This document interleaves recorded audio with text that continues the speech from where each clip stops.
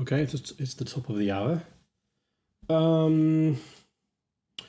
I'm going to chit chat a bit. So last time when I quit, I said I would probably finish the separation between concrete syntax and abstract syntax on my own offline. However, while doing that, I found that there was some interesting things left, I think, which I don't remember what it was, so we're going to discover together. And these interesting things, I decided, well, I'm going to stop there. Well, I just tried to do all the boring things, like doing the reverse transformation that goes from, it's very boring, in a very boring way and probably incorrect, transformation from abstract syntax to concrete syntax, so back to a printable form. So I did this sort of things to finish what we were doing, but I left the things about type checking, which I think are more likely to be interesting. So what I'm going to do is I'm going to turn JCID on, which will give me a lot of error messages. Here we go. Plenty of them. Do I need to tell you? Okay, so the keyboard never recovered the day after by reassembling it, but I think it was already broken. So the way a key switch is, it's that I'm not set up to show one. As it's so there's two pins at the bottom like this, and there's a metal thing going inside the key switch, and then it sort of bends over. And when you press the button, the part that bends over like folds up on itself and closes the circuit. And this part that closes the circuit is actually a very small flap that probably was broken before. And that's what explained the sometimes repetition of the spacebar. And sometimes it didn't work because it probably didn't align and moved about. I think it was already broken. That's my best guess. Because if the water had been a problem, I would have had a problem with the rest of the electronics, which I haven't. So what I did was go and reprogram the keyboard. Keyboard I/O is very helpfully an Arduino, and it's very easy to use. So can I? I'm going to pop open the thing and show you what it looks like. I need to add something on top of this. So window capture. I'm doing some live OBS, folks. Probably should not do that. There's a studio mode in OBS to okay, I think we see it fairly well. So this is the Arduino IDE, and in this there's a C file that is the firmware for my Model 1. I'm probably going to cut the Skype thing when I assemble the videos. For it is not worth for posterity. It's going to be fine. So anyway, here is my key map, and I just like here. This key is supposed to be right control, and I never use it. And I put a space bar in it. Press this button here, and voila. That added a new space bar to me. I also got in touch with the Keyboard I/O folks, which offered very kindly to repair the keyboard for the price of shipping if I so wanted, but I elected to get spare switches and do the soldering myself, which I haven't done yet. I just got the switches the other day. So they're here. Yeah, we can't really see anything, but there's right, can I get one out? I'm going to show the key switch. I will need to see my camera. Oh, I can't. There's not my face anymore. Okay. So I'm going to turn the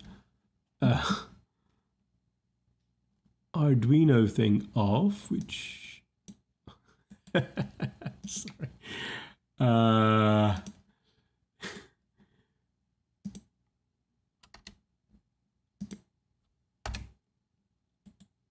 Why can't I turn it off? Okay, I'll just remove it. Okay. Good. So the key switch looks like this. You can see the two pins here that I need to solder inside the board, and this is the switch on which you press. And so on this side, on the side of the pin, I don't know if you can see. Yeah, we can see the copper here, and this is where so the part that you see on the I want to say left. I'm not sure.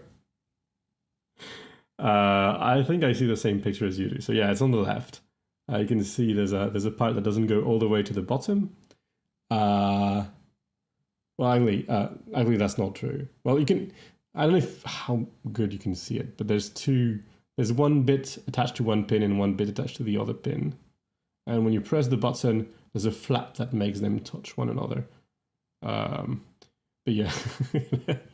The camera autofocus decided that my hand was the thing to focus on. Yeah, something like this. So I got a bunch of these from a shop in Britain. Got them shipped, which took a short while, and I'm going to solder things.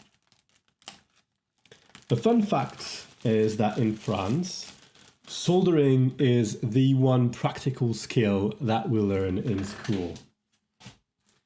And maybe today, or this time, it will come in handy. Of course, like if I had learned to saw or something like this, it would have come in handy way more often. But you know, you take what you get. I could have closed that.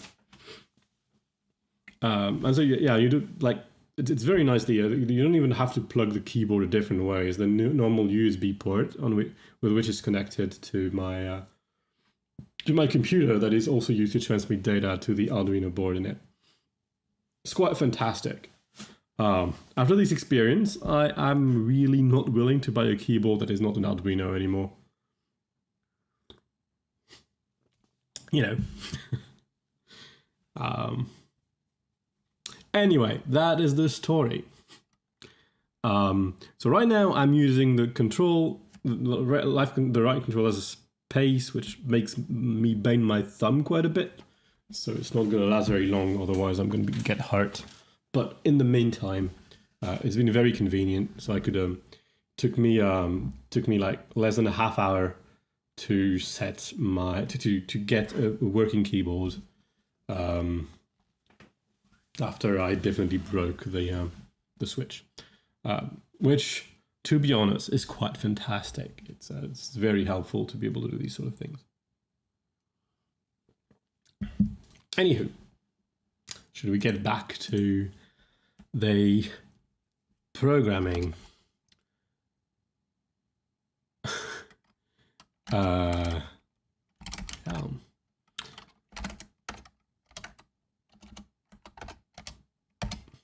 Here we go.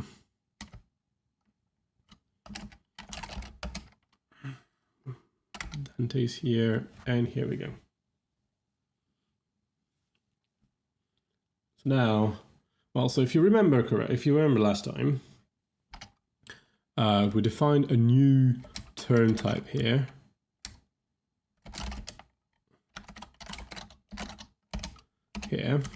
And it has two kinds of variables, name variables for goals and for global things, and just variables that are De Broglie indices. So now we need to adapt everything to it. Something that changed as well, probably on stream, I don't remember, was if you go to these sub thing, instead of taking a list of names, they take an integer, which is the depth in De Broglie, because for these subs, we are only concerned about local context. So it's how the context changes as you go through the term.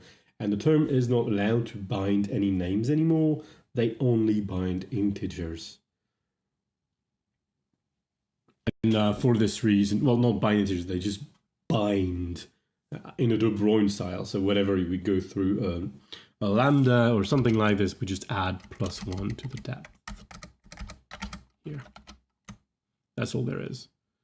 I remembered adding a few specialized versions of these. I was thinking this week, or for no reason, that I did all these things. I did a number of specializations of this, like this one. And it's not, I thought, like I said, that, yeah, that's a cheap way to do it. A more efficient way would be just to repeat the definition, specialize. But something we can do, actually, I'm just going to do one of them. But we could do the specialization ourselves and do, or require, sorry, not do it ourselves, but require of Haskell that it does it by adding specialize. Haskell is very inconsistent on whether it uses the IZE or ISE spelling on things. It's very entertaining. Sort of the consequence of some programming language being born in Britain. Well, not only in Britain, but there's a lot of British influence, evidently. And in the in the command line for GHC, there are some options that have two spelling, like an American spelling and a British spelling.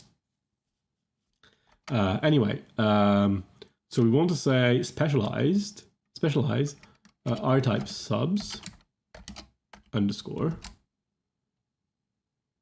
I'm not sure why there's not a subs not underscore. Oh, it's the one with the monoid. That's weird.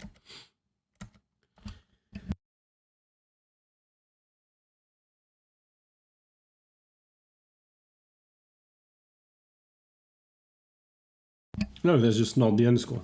Sorry about that. I was sneezing very loud. Oh, they're here. Yeah, let's start with this one then. No, well, this one is definitely... No, the other one is. Ah! Okay. We're going to specialize this one. Not underscore, and we're going to specialize it to const. Let's go. Are tie subs? No.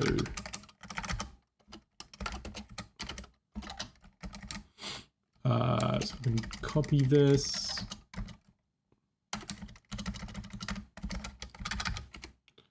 Put that back in one line. Maybe we'll cut it later. And every time there's const f, we're gonna call const a. I could have just searched every place, I guess. I'm gonna do this because now I'm annoyed. Okay, that's not what it's supposed to do. Okay. F const a. Yes, yes. They didn't complain, and it's just going to make a more efficient version of this. For const, which it can like...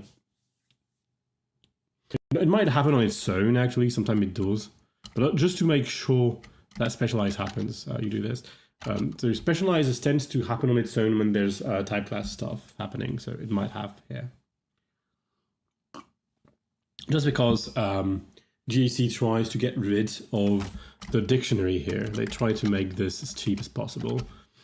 So much like in Rust, traits are always the implementation of trait. If you have a trait constraint on a function in Rust, then every time you instantiate it to a specific type or a specific trait, really, the function is going to get duplicated with an instance of these rates, the values for this trait. The traits passed as constraints in Rust are never manipulated as objects. They're always specialized away. Whereas you can take a trait object, as they call it, when you want to take something that has that doesn't actually get specialized. GXC just takes the view that these would always be objects, but you cannot try pretty hard to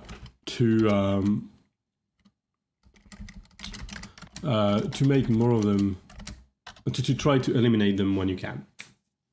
It's very common in the philosophy of GHC to give you a high level tool that is general and try to derive the efficient tool that is more specialized and it's less convenient to use, because you have like behind your back to avoid to prevent you from having to look for it or to think about them. Which is all fun and games. It's actually pretty cool. That means that when you write a Haskell program, you just go through it and just write, and you have good reasons to think that even without thinking about it too hard, it will have decent efficiency. It's only a problem when I'm going to add a small emoji.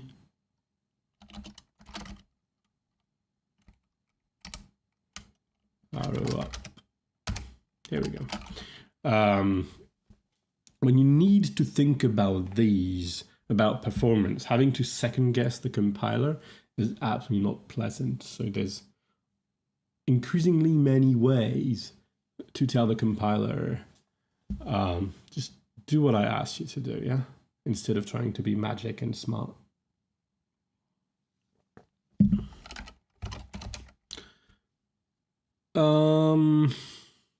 So here we have to duplicate this. There's a mvar. Oh yeah, that's the reason why I wanted to.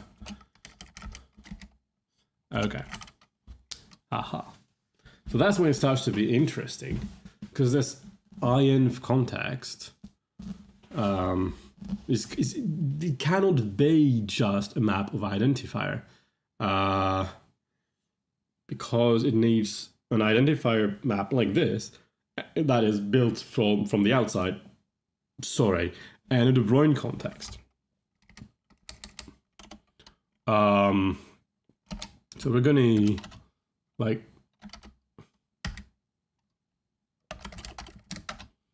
do something like this. But there will be an RN that has a similar structure, hence me using the I. It's a bit meh, but I'm doing everything in a single file for the sake of live coding. Whereas in real life, I would split in many files and import them with qualified names instead.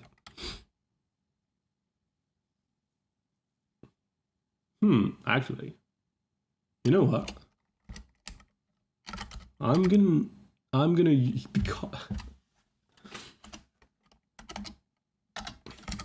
because I don't need that because I'm not actually going to use this. So I'm not going to use the name directly. I'm going to use the name through generic lens, and because of this, I don't care that they are duplicated. And this is just a list of I types, really. 0 in front, so the I thing is the type that you need. Oh yeah, the syntax is a bit wacky when some parenthesis is not closed. I need a name for that. I'm going to call mercinv.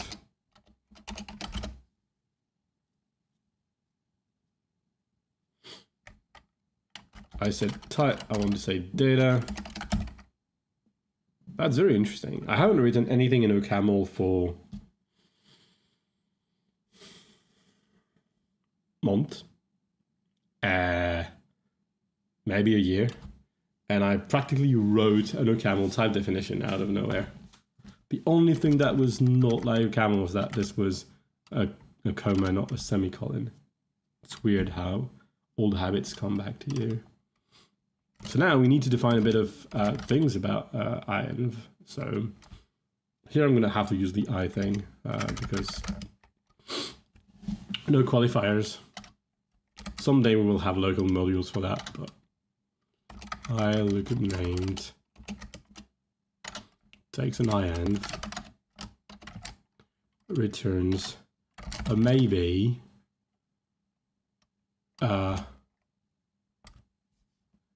It is maybe because I can also go. I'm more enjoyable than the Haskell's one. Like, let's be completely honest. OCaml's records are a tiny bit better than Haskell's records. The main difference between the two is that Haskell people like to complain about records, and I don't know why.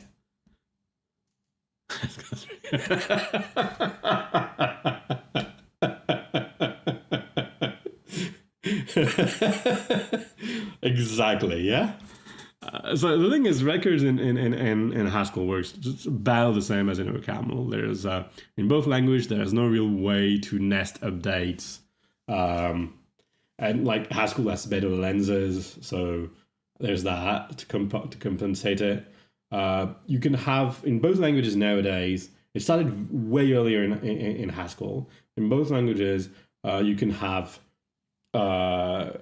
record like named fields in a variant with more than one constructor. However, it was done with considerably more care in OCaml. That means that in OCaml, if you do that, update and projections are always done in a safe way. Whereas in Haskell, they're partial and you get warnings or potentially errors. You get warnings for updates and runtime errors for field selections.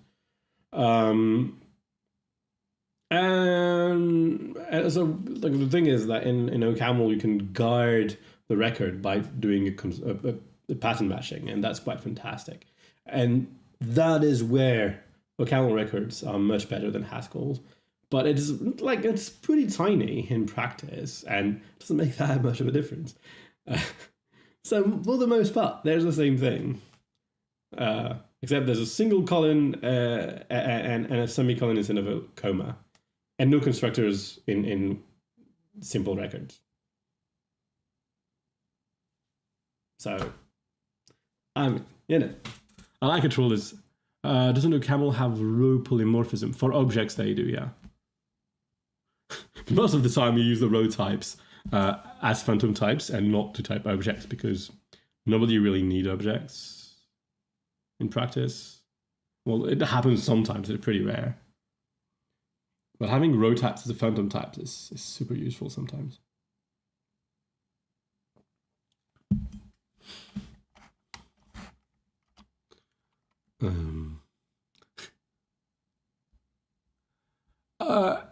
Yeah, I can imagine that. Yeah, though in JS of OCaml, there's not really a mapping from JavaScript objects to OCaml objects. Is there? Whereas but they might be still typed with a row type. Whereas like in PureScript, like you use this row type thing, and the record for the PureScript records are just interpreted directly as JavaScript object, if I remember correctly. But no, in OCaml, I think. I mean, correct me if I'm wrong. Right.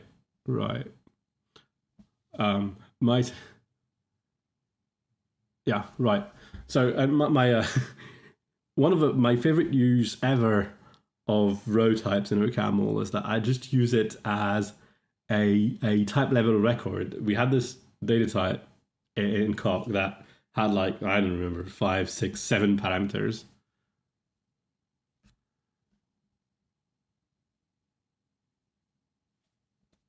Hello, Ikiho. That sounds random.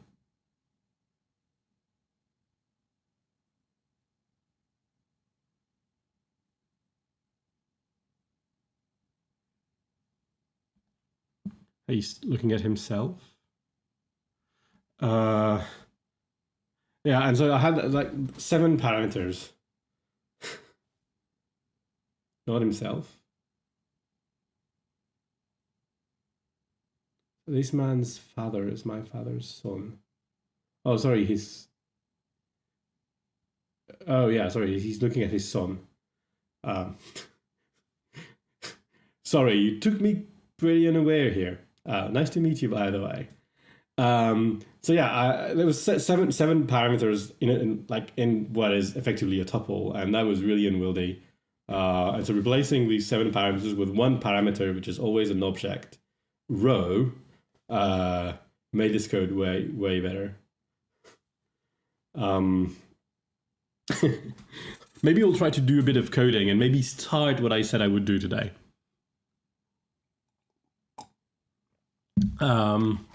So here we get a maybe I type, and I look up. No worries.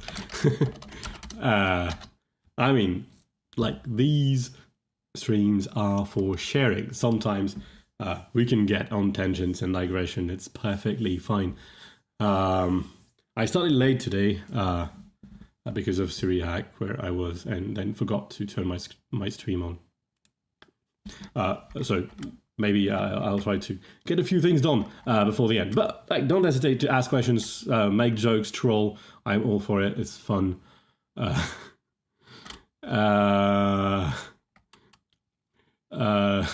lost. Okay. So map.lookup.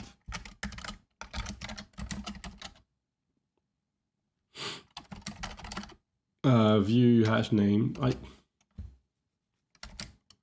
import control lens. Yeah, I used the.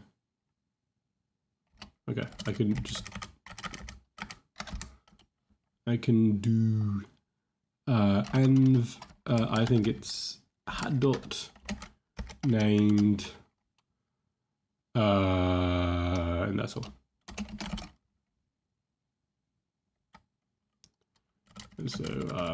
And so we will do a lookup DB, because to be honest, I said I would do some stuff in the syntax, and I haven't even started that. I'm just finishing things from last time. Yeah, there's something wrong. But no type checker tells me. Node first, I guess. Ident.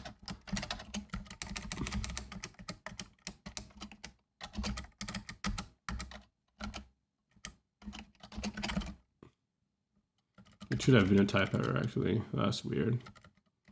In here, we take an int, which is the Broin, xenv, and we take nth x env.db.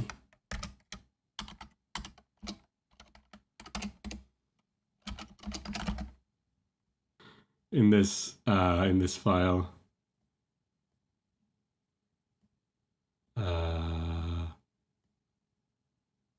Yeah, bang bang is partial. In that case, I really want the total one that returns a maybe. Let's look up list.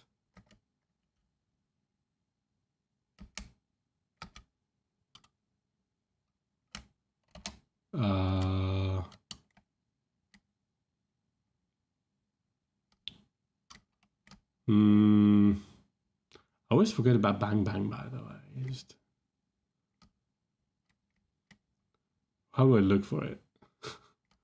I don't remember. I'm sure I've done that before. I remember distinctly looking for the exact same thing, finding bang bang and say, that's not quite what I want. Maybe I just use a lens, because probably there's a lens. Add maybe in prelude. I don't want to add prelude. Why would I do that?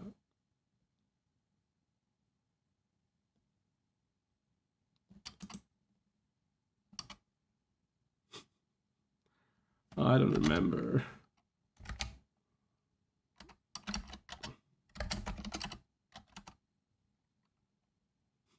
I don't remember anything. Where? What? What am I supposed to do?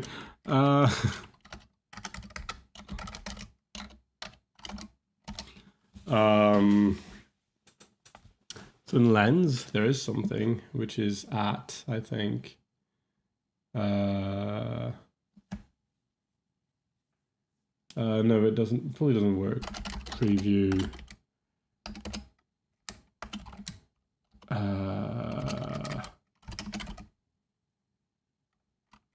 Should pull that I just to distinguish it. So here, and we have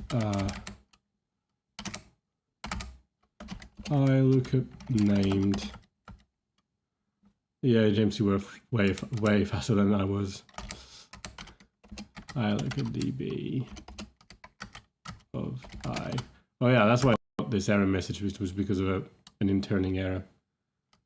For generic env. That is true.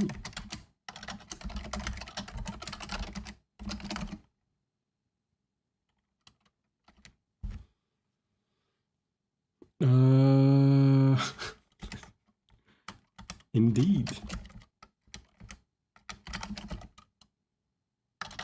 I think it was right. I should make them in that order. So here I use like explicit interning to handle the syntax, but probably there's better ways to do this, but I couldn't be bothered.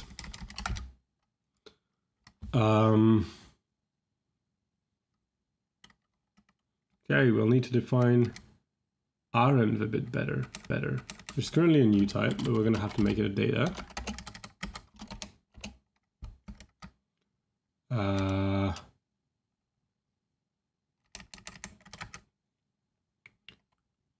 Which is going to be interesting.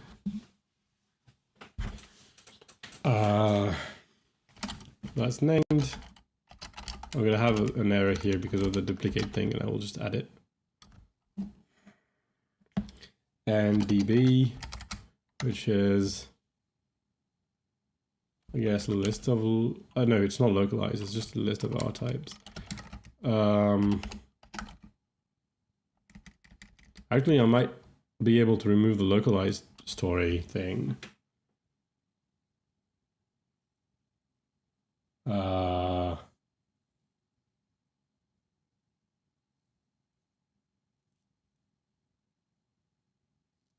No, maybe not, because I think I consider the names in a goal as being local. Nah, that's not very elegant.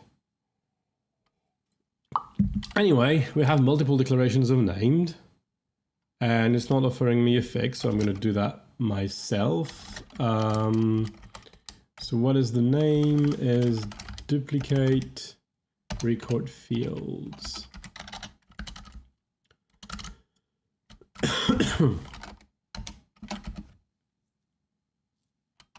Boom.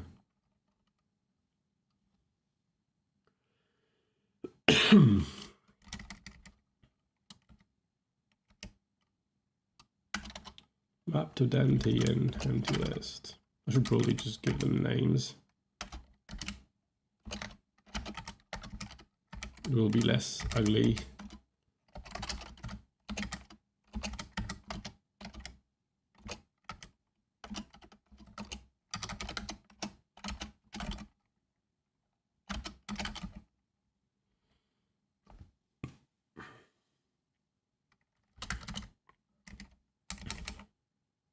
I'm going to call that lookup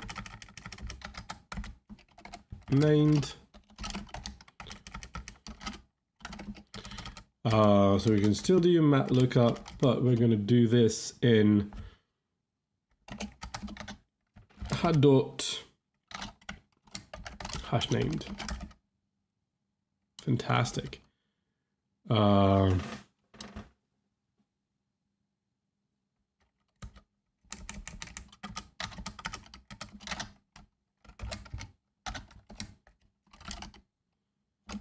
I'm not sure I'm going to need this anymore, but you never know.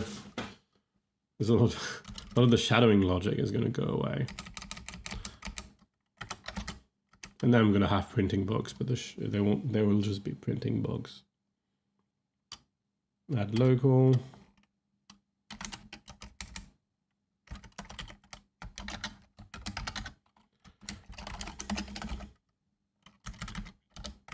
I will tell you that though, I don't know at what time I will collapse. When that happens,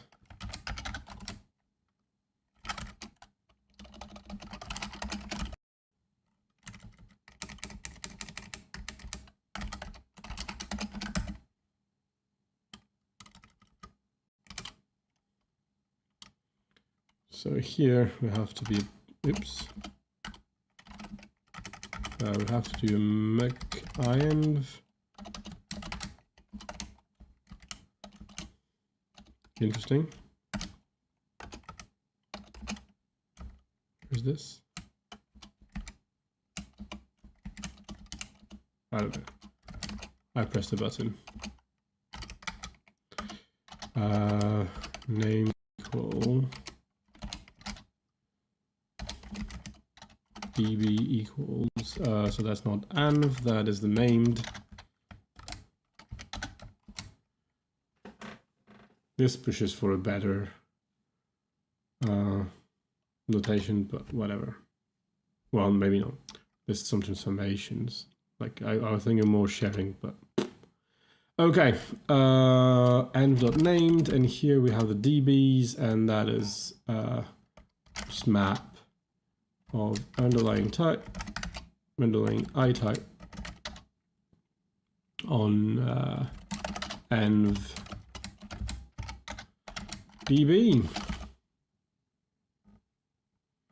That's fair. Avoid aranv.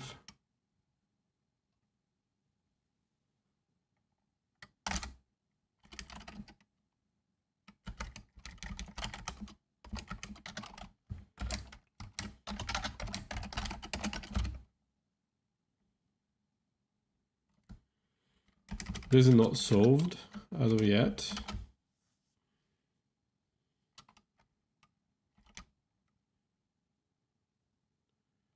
Okay.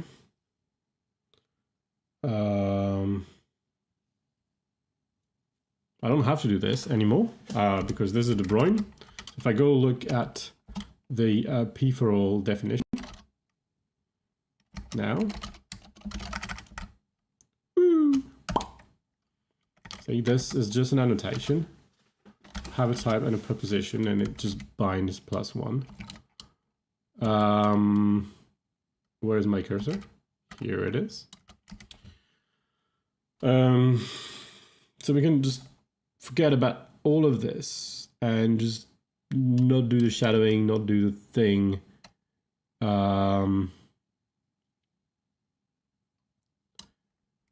So we don't want to do add local, but like push db.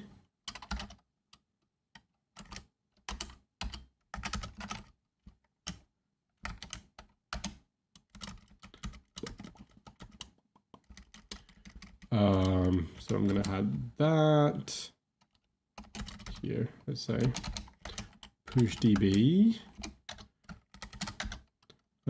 takes an R type, an renv, and returns an renv.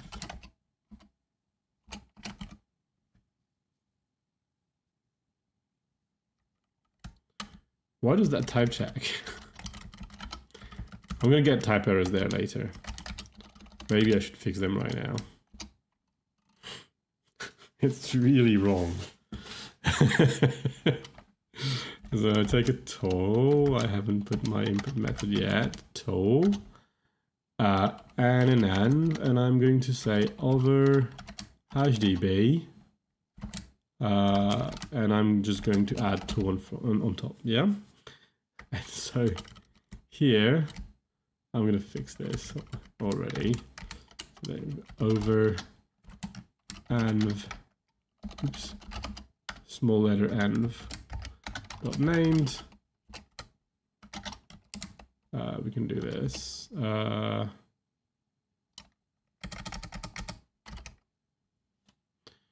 And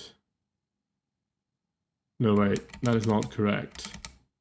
That over just named. I can remove this. This is better. And similarly here, the type is not quite correct. Here we can remove the environment and just do this. Overnamed.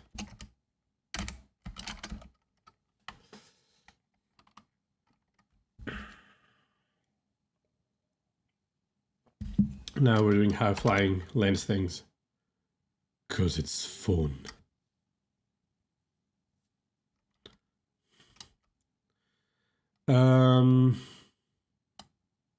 So basically you want to type check the preposition. Yeah.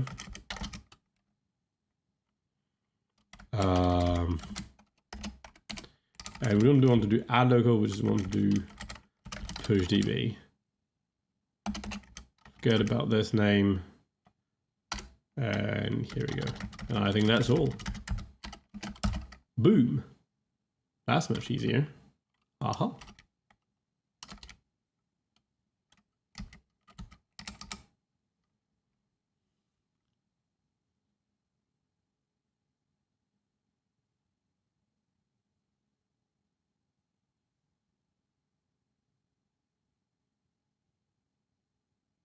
I have no idea what I wrote. I'll have to think about it.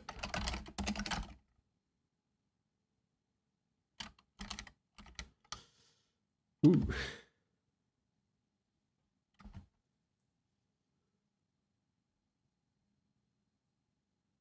Ah, yes. Yes. So now we have this type check thing. That doesn't really do what we want for the program. The program will get something that is raw, that is just syntax.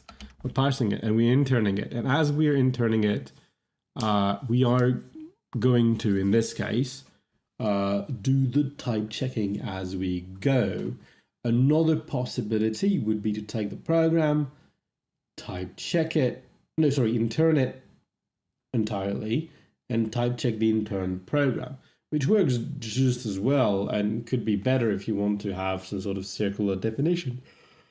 But for now, We don't. It's just fully linear. But then you have to consider what it means to intern a tactic, which is my thought. Not going to do this. Tactics are immediately interned as a tactic and not as a concrete abstract syntax, which is probably bad, but for the time being, it's going to make my life easier. So what I'm going to do is type check proposition at the very least. We'll get type check proposition prime takes an arrange. Yeah, the name is very original. A concrete dot prop.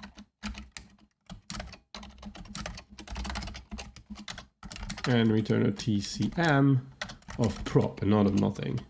It's not going to be very hard to write. And p equals do let p prime equals intern prop p. I need to check intern prop. I need a substitution. We're trying now is the empty substitution. What is a substitution? It's a map. So for now, I'm just going to say map.empty.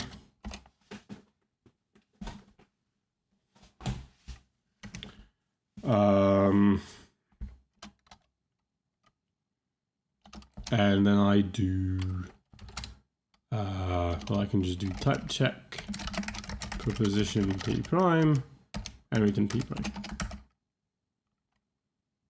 Doesn't work. There's another type check proposition prime because I wrote that already. I don't remember when, but I already needed this. Okay, not only is it duplicate definition, it's exactly the same definition as far as I can tell. Except I used this intern prop prime that didn't need map empty, which I forgot I had. But the other one is actually a bit like somewhat better rest. Anywho. Type check proposition prime. I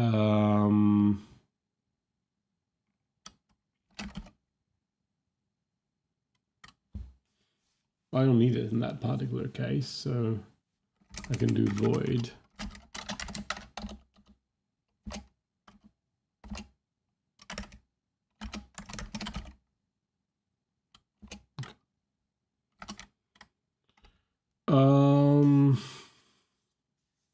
Okay, what's happening? Oh no, I actually need the P. Okay, sorry. I don't need void, but now apparently run TCM prime is annoyed with me because I need to run TCM not prime. And run TCM not prime returns the proposition first. So now I can do P prime here and insert P prime here. Boom. Boom. Okay. The bestest, yeah. The most bestest of them all. That's what it is.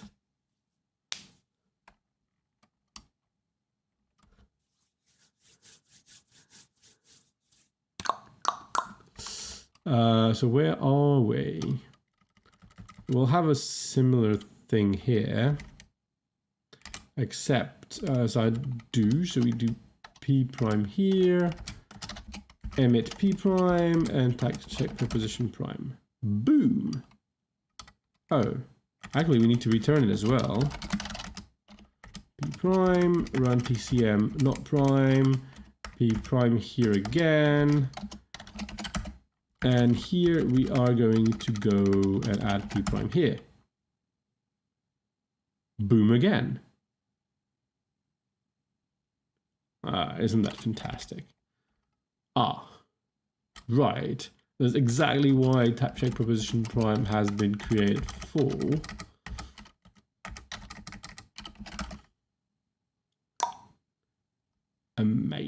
haha, more type checking tactics that I hadn't done. And when I did type checking and tactics, I said, yeah, probably I forgot a couple of these things. And now we see that we have. I'm going to just do a slight whip commit because I don't want to lose all this. The best test. The most bestest Git history here.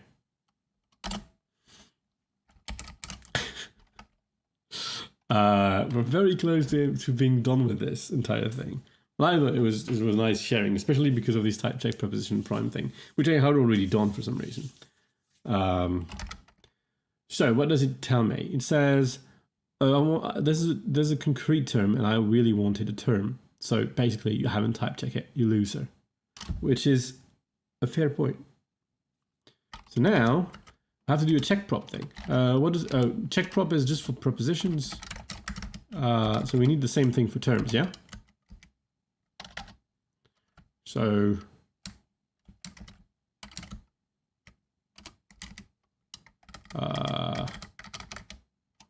or we don't care about prepositions, we check.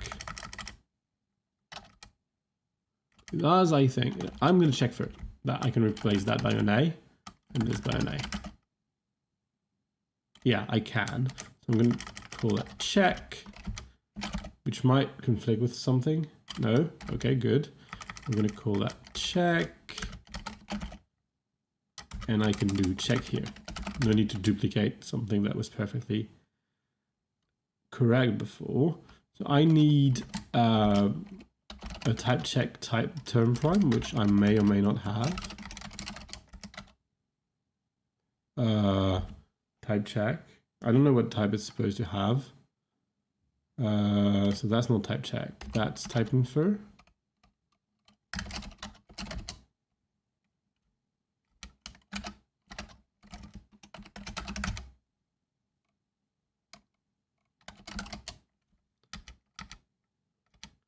Type check refinement term. That's very verbose.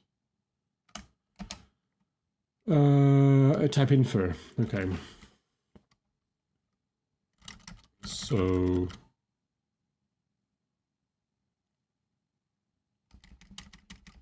in this case, that's sort of what we want.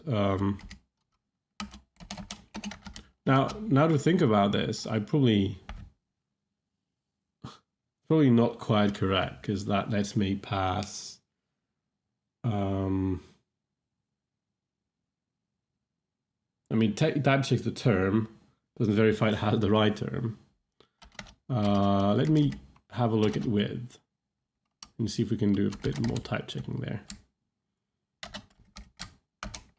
Takes term return a tactic.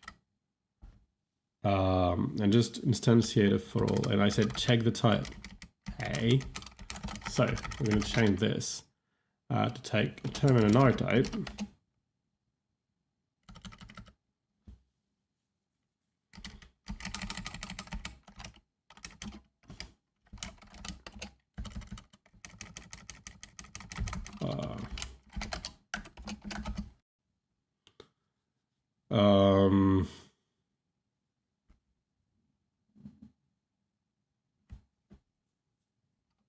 Yeah, for now I'm going to ignore it. It's annoying to do. I'm gonna ignore it. So I'm gonna ignore with the segmento.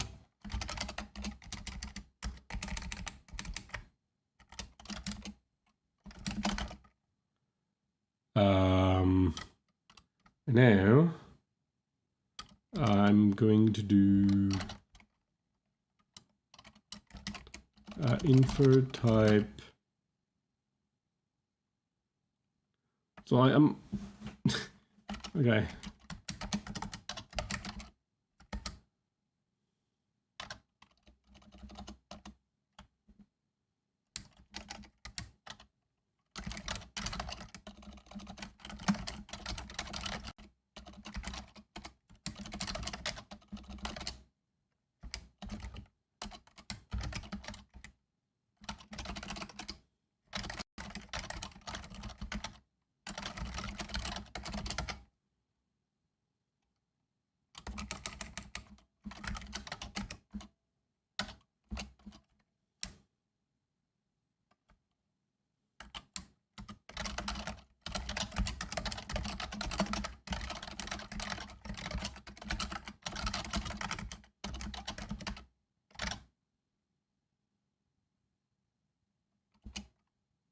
Hmm.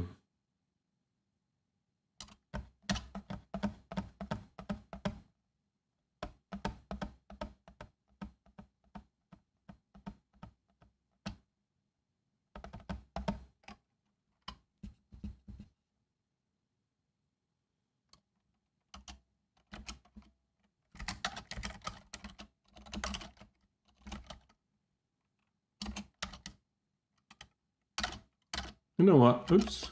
What happened? It's not the right term. It shouldn't take a type. It should just check that the type is something. So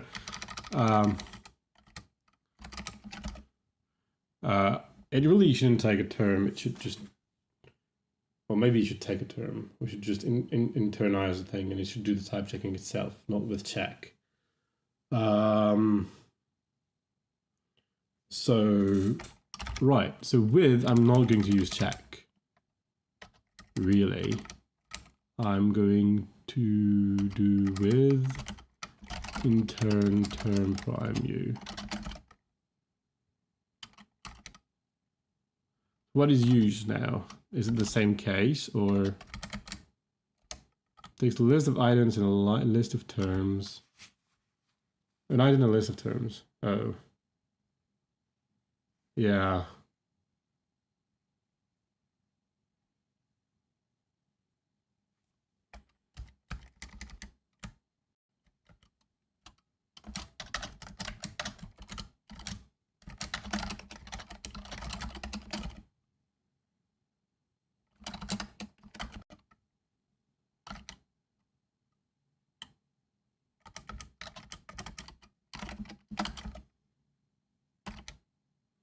And so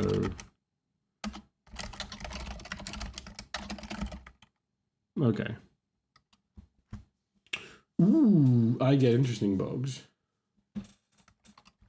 Okay, so what is this? No instance for, oh yeah. Clever.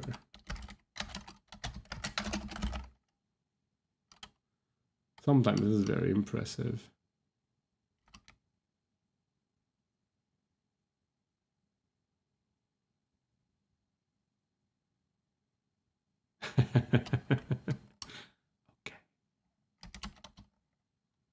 Okay. This is true.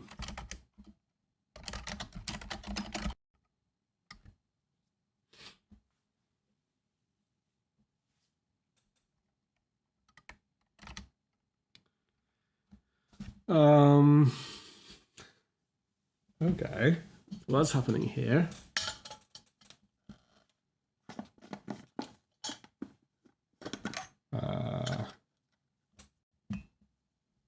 I think it just wants to be a concrete I type or something.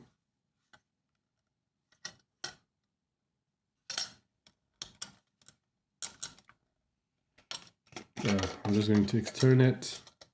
I thought I was done with these, but some of them were hidden by other type errors.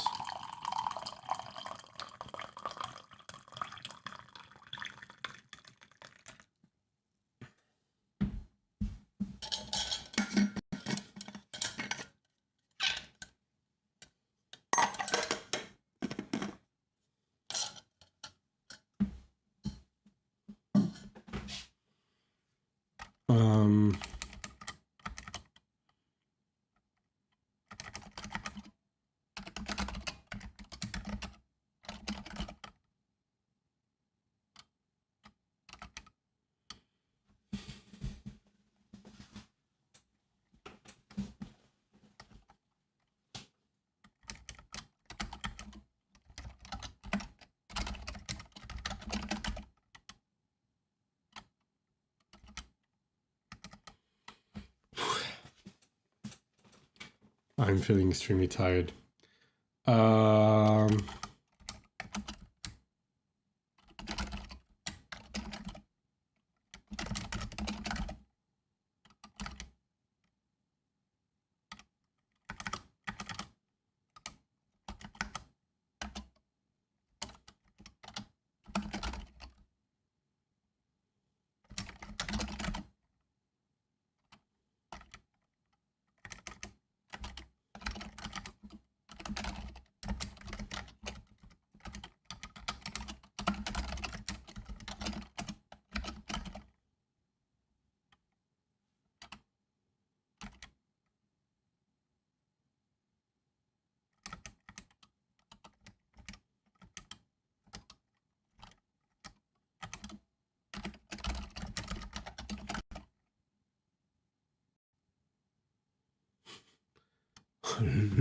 lot of warnings.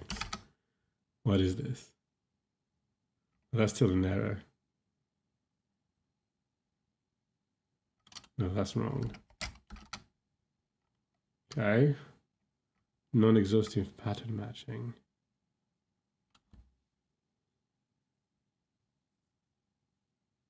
Concrete.app.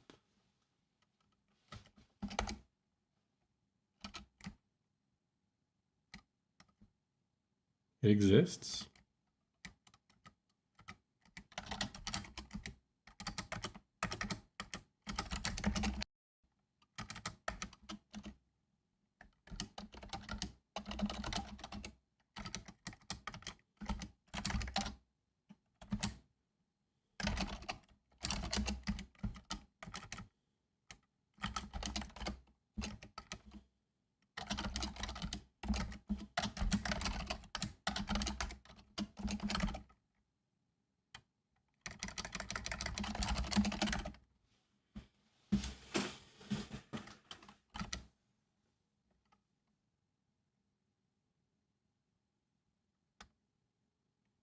I forgot app everywhere, basically.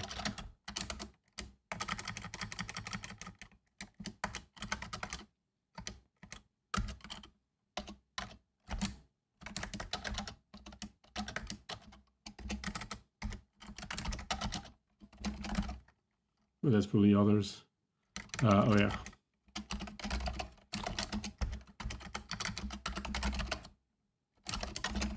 This code I wrote the other day. Offline. Didn't work out very well, apparently. Patterns are not matched. Envar. This is fair.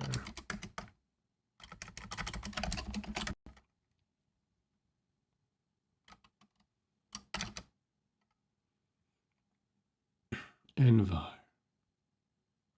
Oh, this one is envars are easy then. Just I need them in the view. Do I have them? Well, we'll see.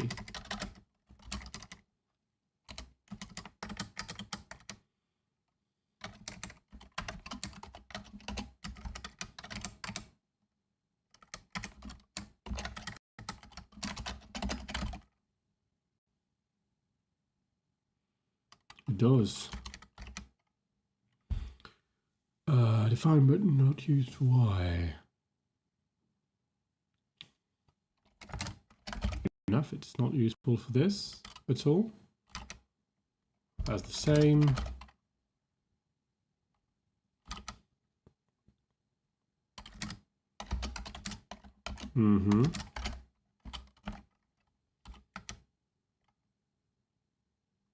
Define but not use FP. Okay. I wonder why it was used before, but here we go. There's one too.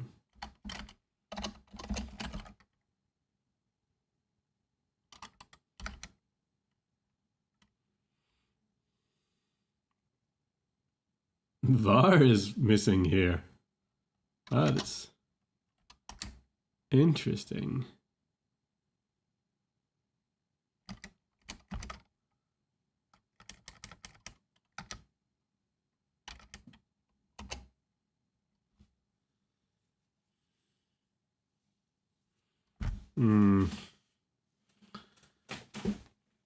Error management is fantastic.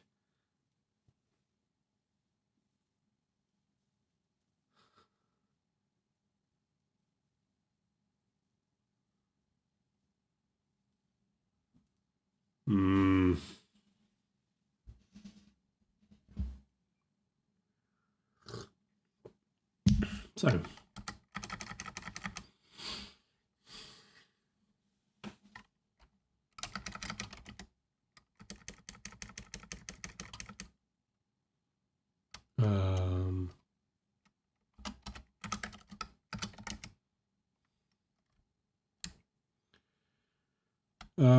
R lookup db.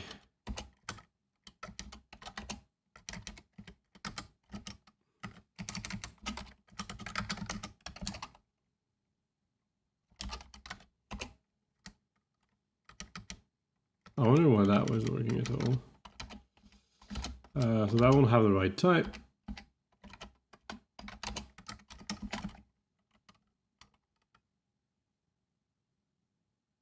It doesn't.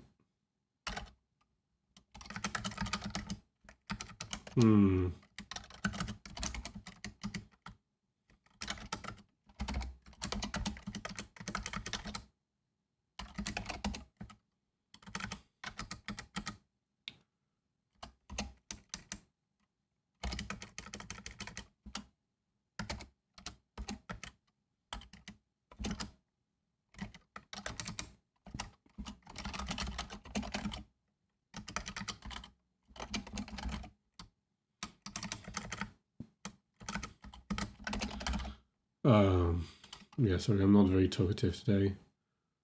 Could match R type with the localized R type, yeah, because it's not localized here.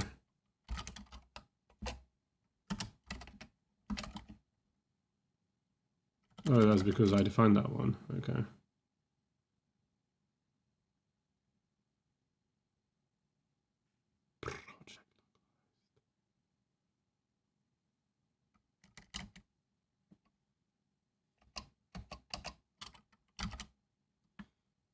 So this one, I'm going to leave it as bang, which is a bit meh, but whatever. It's there. From just, I think, is the partial function that I need.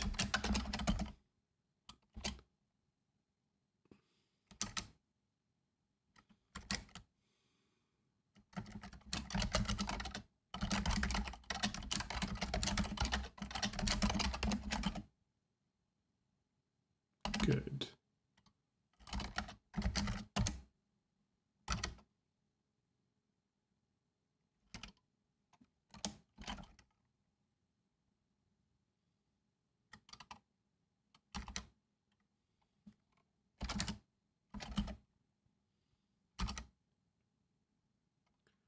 Shadows and existing binding. This one? Oh well.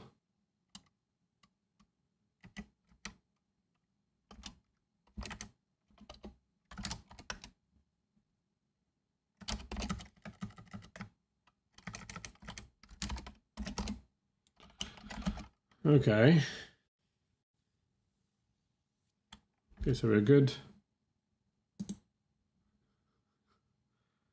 Oops, that doesn't look good. There used to be much more here. All these things. Plus a sock. So we stop at the first theorem. Oh, we're looping.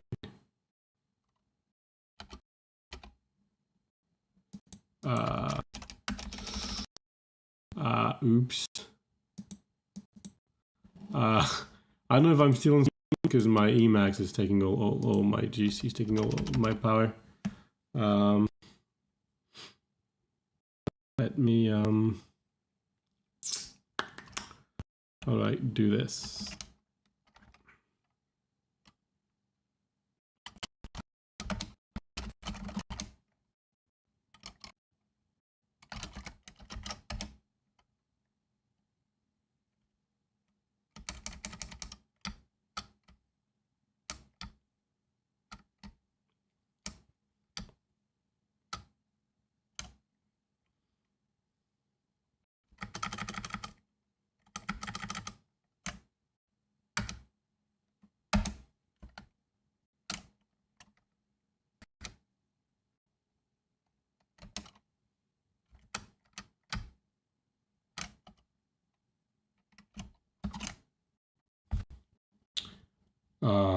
Okay. I might have broken my computer. Here I am again. Did... Oh.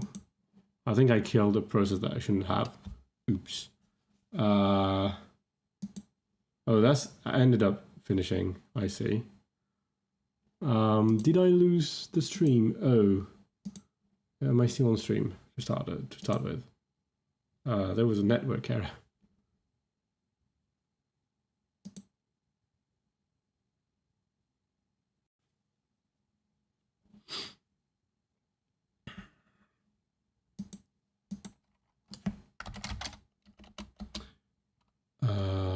Still written as live. We can still hear it. Did I cut? What happened?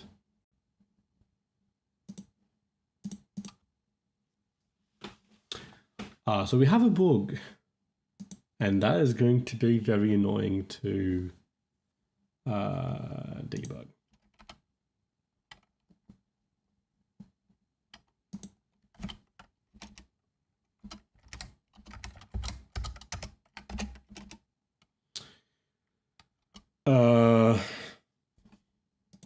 I'm back on stream, right? Looks like it's all right.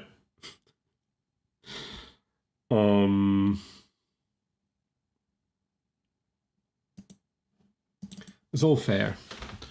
Now I'm going to have to do some guesswork here, because live. Actually, we're not going to do some guesswork just now. I'm going to take a break, think about something else for a second, and we'll go there.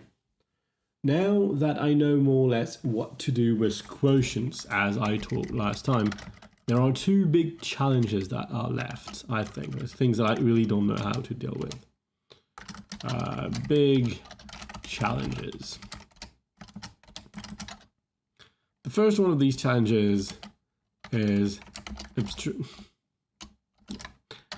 abstracting over types. How do I say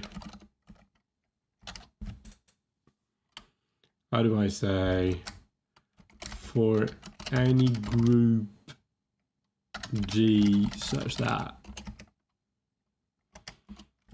etc.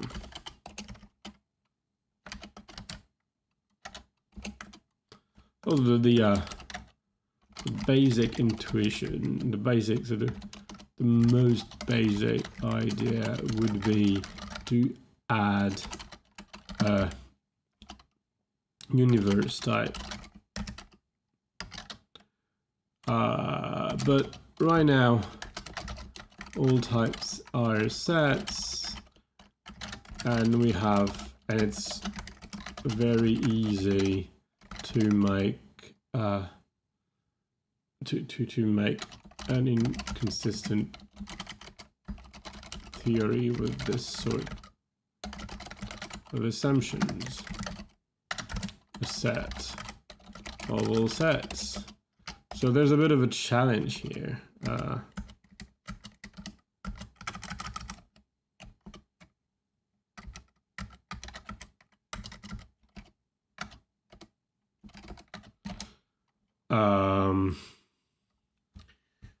I don't really know how to do this. And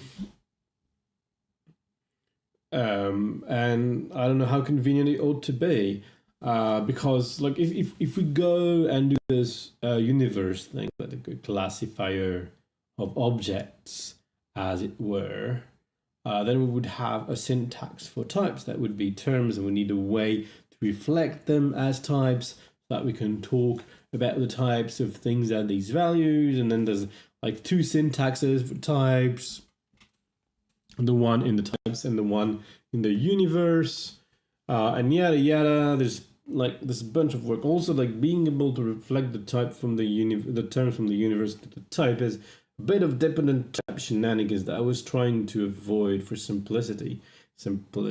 As I already said on this stream, one of the great advantages of dependent types is like full-blown CIC is that all in all, there's very few ingredients that make everything work. They're not necessarily easy. Like if you do CAC with the universes and you have a universe hierarchy, have to deal with size, this is typically very, very hard. It's hard to get right without being too annoying if you want to have a bit of, universe polymorphism. If you need definition in a universe can be shifted to another universe, otherwise you get to duplicate a lot of code.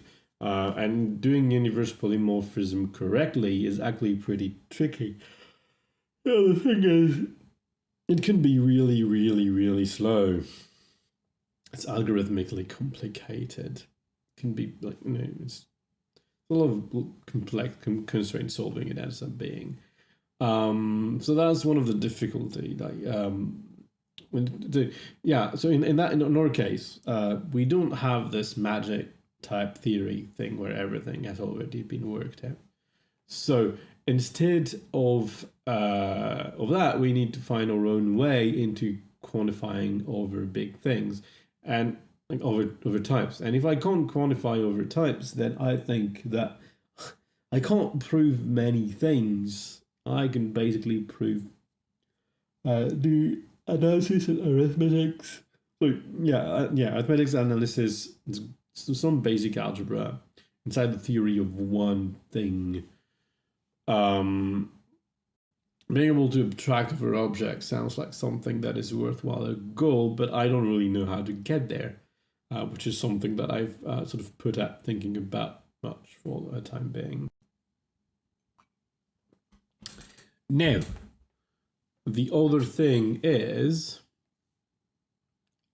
totality.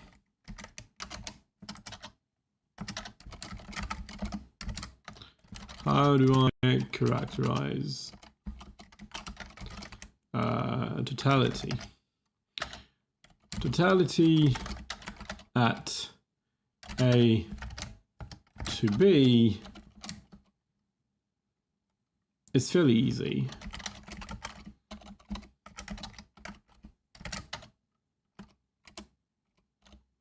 F is total at A to B if for every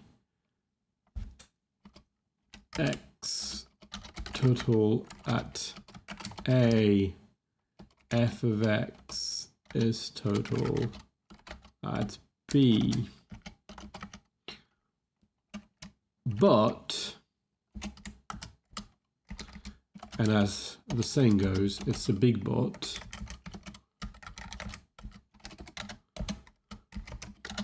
But how do I define total at n? Like 0 is total at n, and 1 is total at n, and like 2 and 3 and 4, and a bunch of other things like this. But as you might see here, it's very crucial that we consider as total at n values that reduce to it, like from a reducibility point of view. Reducibility, yeah, we would like to characterize internally the double orthogonal of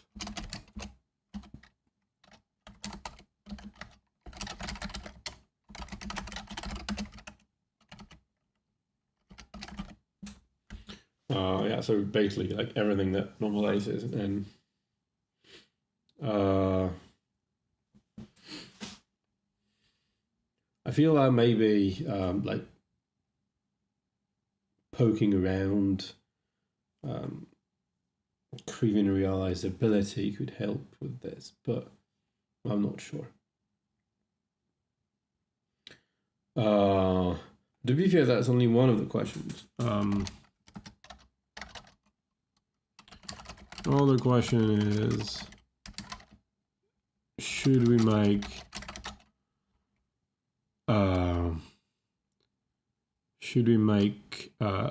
the total elements at A a subset of the total element of the partial elements at A? Maybe, but I don't want to have to prove, and I have to sort of need totality proofs everywhere when I only use total functions. So maybe we want a rigid kind of subtype where we can only curse explicitly. I don't know yet.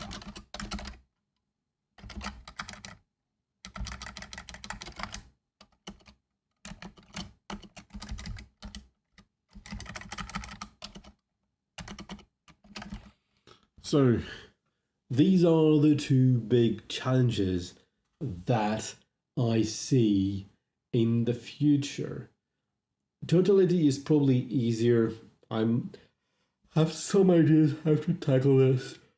One of them is sleeping, obviously. So is totality reflected in the language? Right now, I just assume that everything is total, but if you don't assume that everything is total, maths are a bit wonky, yeah? It comes very, very quickly if you take a partial function f and you apply things, comparing things, you have the sort of ordering between. Partial things have much less nice maths than total things. And like, it doesn't mean that they don't have good math. It's just like usually what you have is total, and what you have is what you have is total, and just doing total things by default is the right way to go. Now, the questions, I need to loop back several times to it to answer it fully. My idea is that we will eventually have definitions, and like a definition of something, like something that has the intrinsic type a to b would be an arbitrary partial function that we can use general recursion. Instead of like in total languages, like COP, like Agda, and a bunch of others, you have this sort of baked-in rule that proves totality. If totality is not obvious to the language, like there's not this syntactic or semantic, but anyway decidable criterion that is used by language to say yes, this is evidently total, then you would have to add arguments that the computer will compute with in order to prove totality. So it might be another integer, and maybe this integer you compute from something else, but you will do this interaction, so that it's sometimes called a measure. So you have this sort of obviously decreasing integer. You count one every time, or maybe it's just fuel. So you say, okay, I've got this algorithm. It's not necessarily total, but I'm gonna do like 2 million steps of it instead of just running it until it ends. Or you could use an accessibility predicate, which is one of these propositions that is considered a singleton and you can compute over. The risk of that is that propositions, if they're not, like, people treat propositions as if they're irrelevant, and so if you can't compute on propositions, you can put whatever in them. Just the proof is whatever. It doesn't affect efficiency.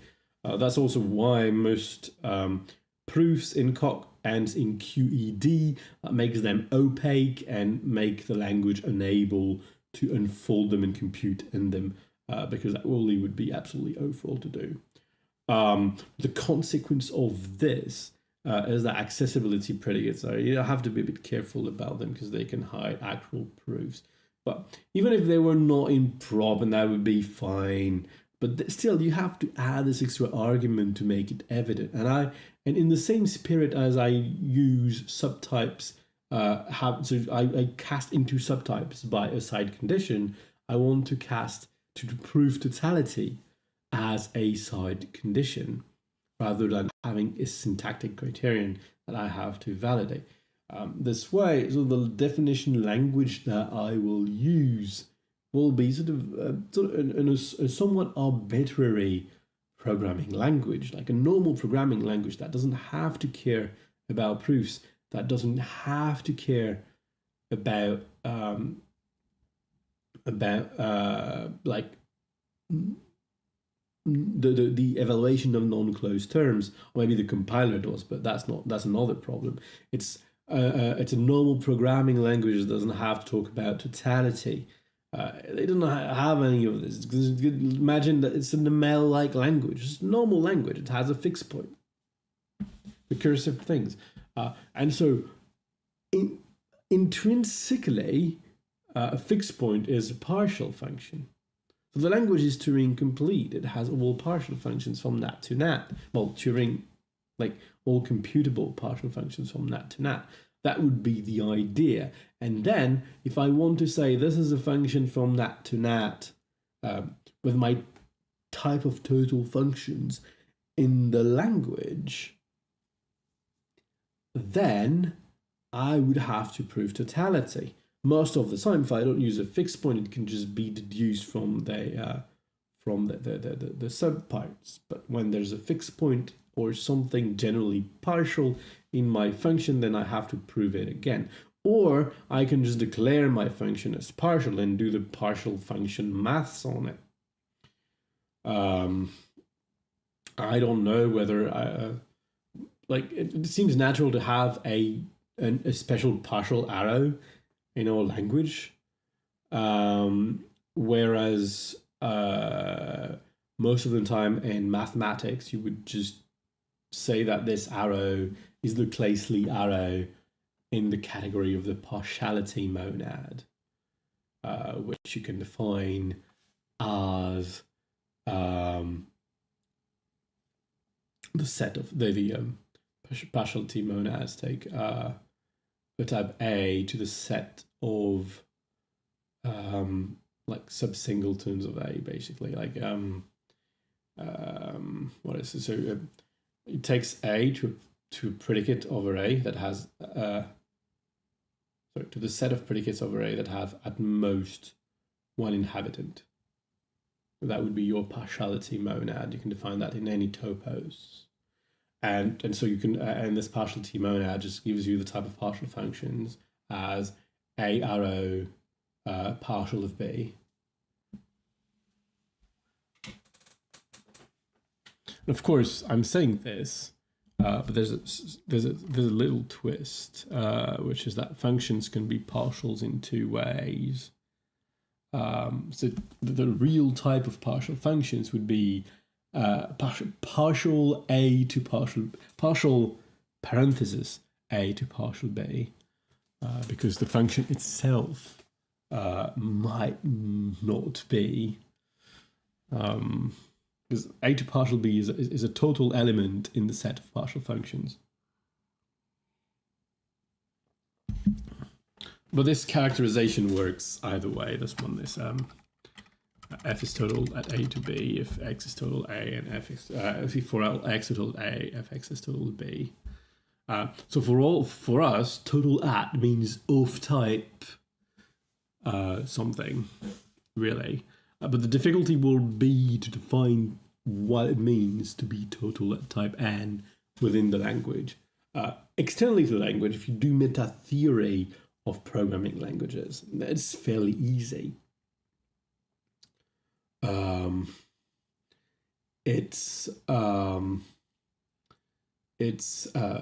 would just say, something is defined at n if it reduces, it's total at n, sorry.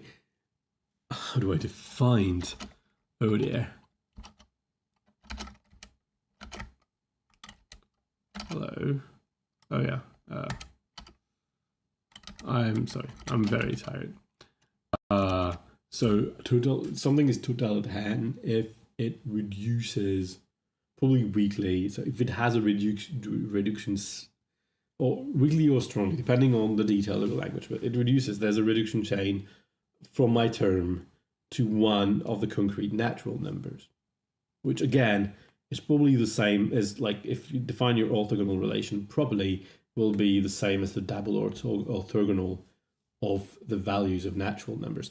I think it's a general thing in call by push value where you want, if you want to give it like reducibility type semantics or even realizability semantics,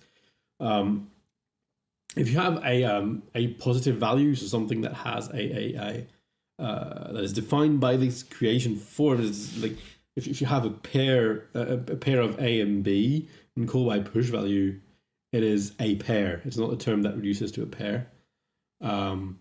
So when you define the semantics of the shift of the pairs, though, you say it's the double orthogonal of the type of pairs or something like this. Like one of these types is just like this. The double orthogonal is, I think, in call by push value is reflected by changes in types. Maybe it's the double shift. So you need to make a value that happens to contain a computation that reduces to some to a value of a positive, of like fully positive types.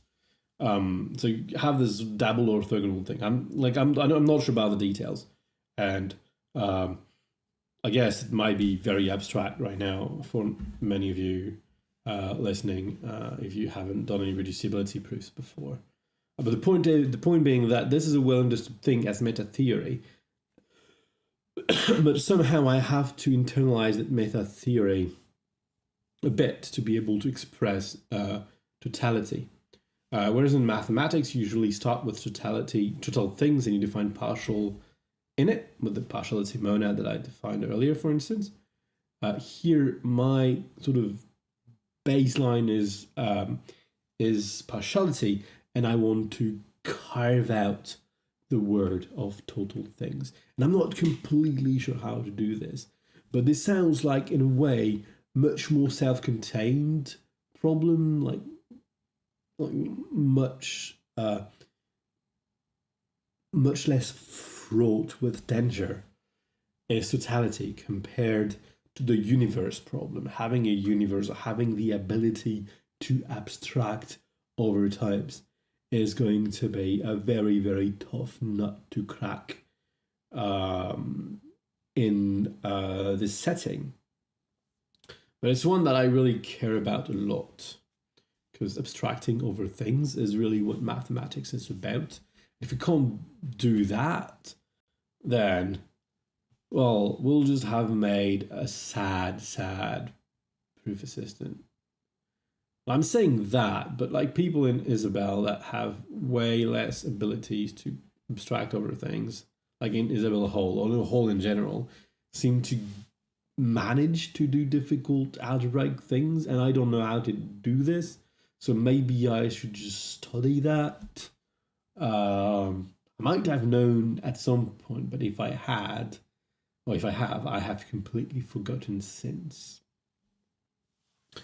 So maybe I should just study some Hall proofs. That being said, my feeling at the time is that Hall proofs were just like, they were really lacking a good abstraction capability, and they were just like mocking it or working around it rather than really solving it. From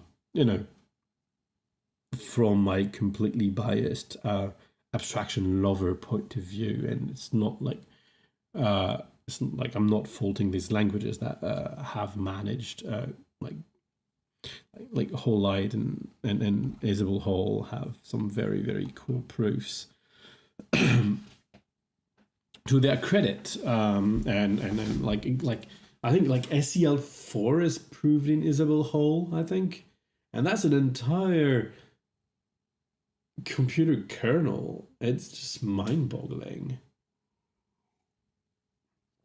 In a way, it is the best formal proof of program out there, and it's not an Isabelle. So let's not take that as me bad-mouthing Isabelle. It isn't. It's just I personally don't think I enjoy the way they handle abstraction, but I don't know it well enough to say something intelligent about it, and certainly not well enough to draw lessons from it that I could apply to this setting. Anyway, back on track a bit. So, I noticed that we print plus a sock, which is our first theorem.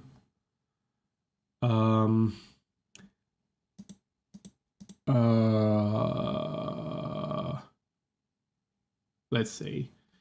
Do I have timeout installed?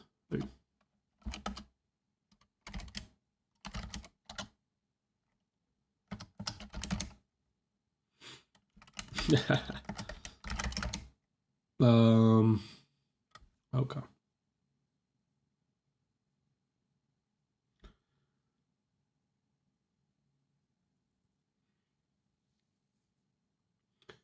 So we're going to say, so the duration is in seconds. Oh, I can write the unit. That's great. Timeout 5 second GICID. Maybe it's too short. It's gonna, yeah, it's a bit too short. Let's say 10 seconds. I don't know what it needs to rebuild everything, so it's a bit right. So here we have the theorem, and I hope my picture didn't disappear from the stream. Actually, OBS says I've dropped 0 frame, which I found quite fascinating, considering my computer was locking completely.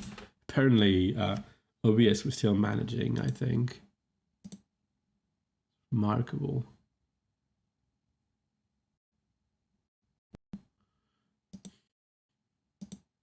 Oh, wait.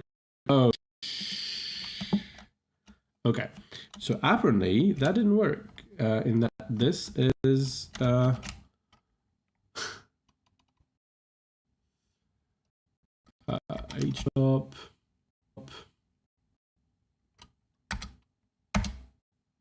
Okay, so it didn't kill the GC program for some reason.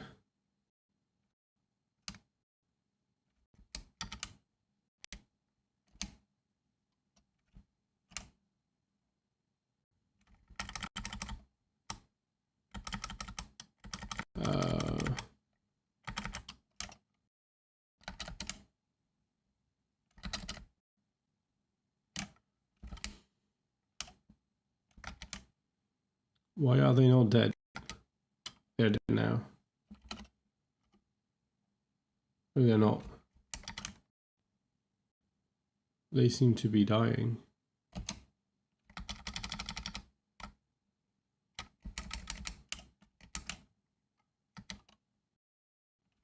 Is that worse than sick term?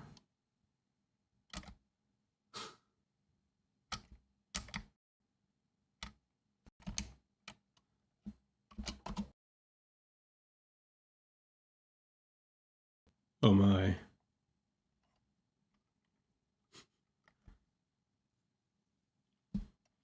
So timeout didn't seem to have helped us all that much. I don't know if you can still hear me. Oh my God.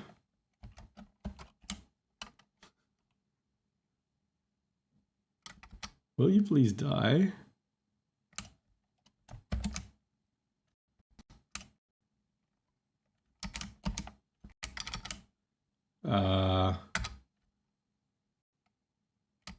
Where is sick kill? Here, 9. Oh yeah, sick kill is much more radical, it seems.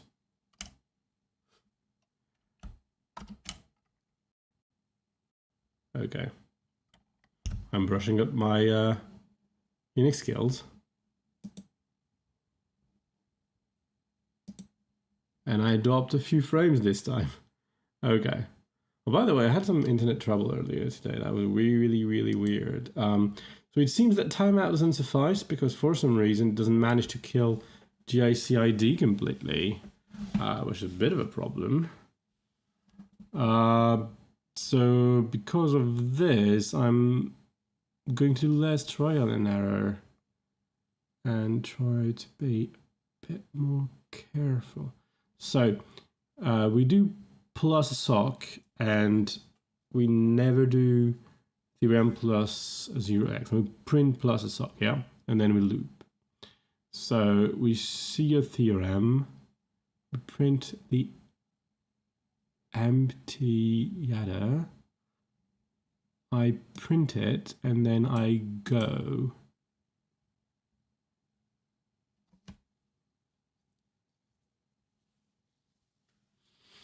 I could be looping while evaluating my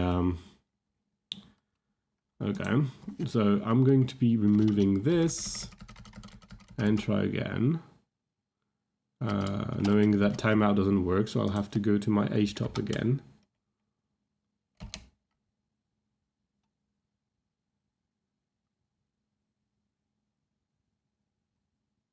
Wow. Definitely there is a bug. Let me kill GHC again. It's taking 97% of my CPU right now. I want you to kill.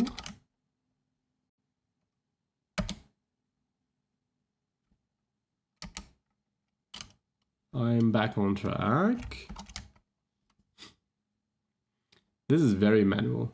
So we won't start what I had planned, I think, because we're going to do some debugging. So it is not the tactics of plus a sock that pose a problem. It is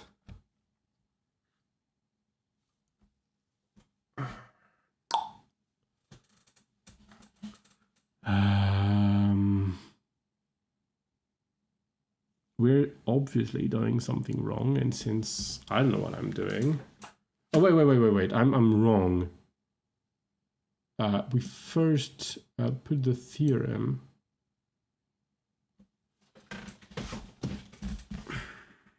We first print the theorem. So that was happen. What happens first, yeah? First the theorem. So we see theorem plus a sock, and then we do this.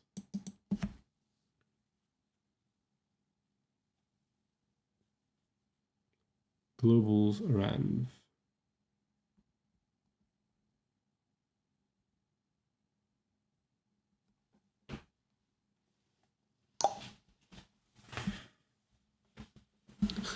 I need to clean this up a ton. We do type check propositions.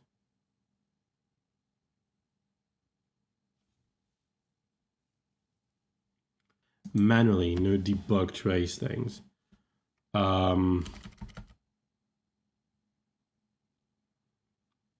So we do axioms, we do theorems. So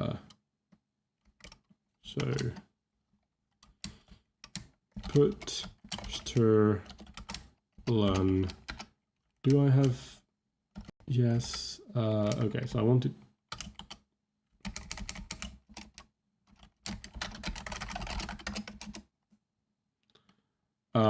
So okay. Proof starting theorem. Proof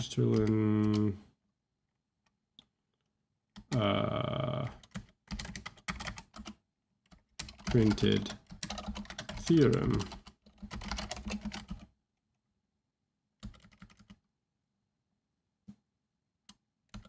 Well, actually,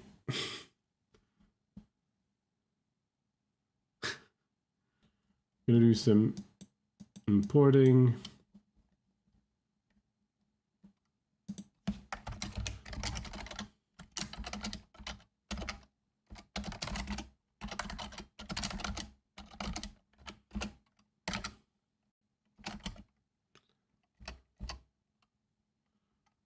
So here we're going to do debug dot traceM of type checking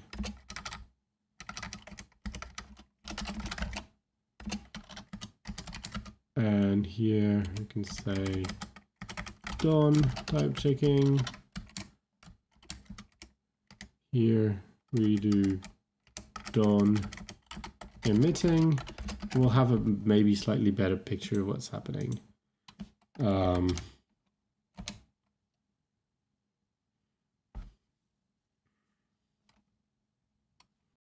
We're done emitting, so it's later than this. I need to go kill this thing again. Here it is. Please, please die.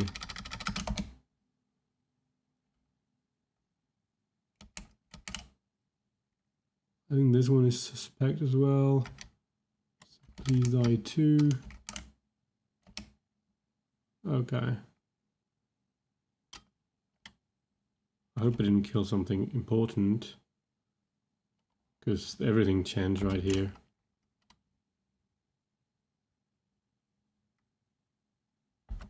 I think it's fine. Okay. So we're done emitting. Well, this entire thing is correct.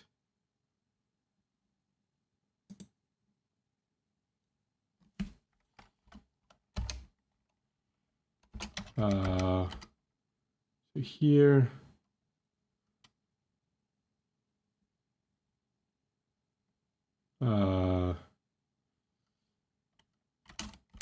So we can do here, we can do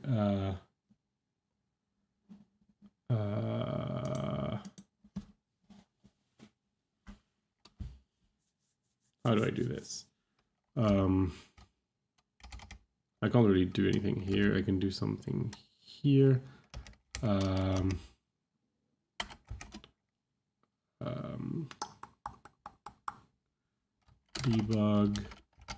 Debug.trace done TCM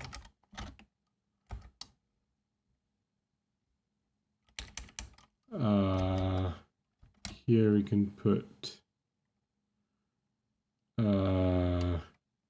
debug.traceM. Oh, that is very, very much fun.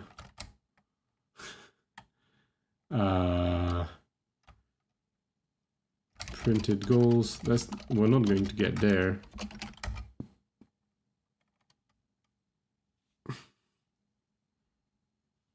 Maybe the apply mtag thing might be buggy. I don't know.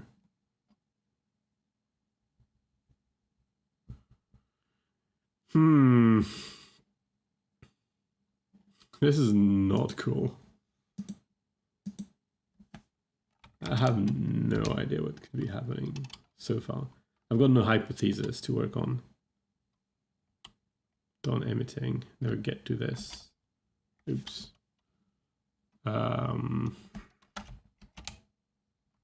Kill more things. Two of these. It's very interesting. Oh yeah, but one kills the others. Okay. If I press the right one.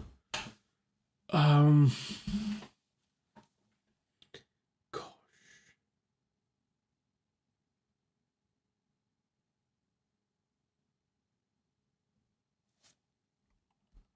Maybe globals ran this faulty.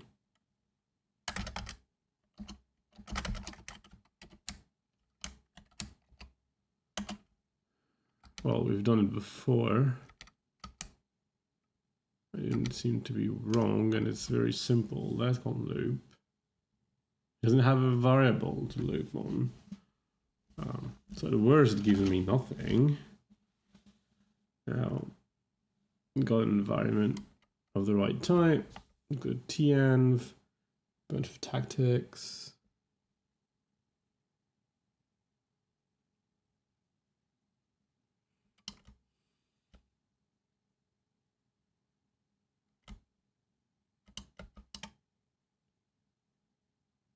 could intern term loop. I mean, surely I did it before, but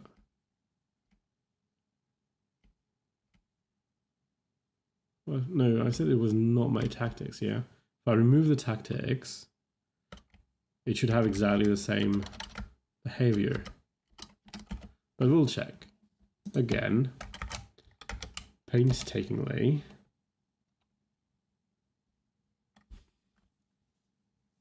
Has the exact same behavior, which is very interesting. I don't know what it tells us, but it tells us something.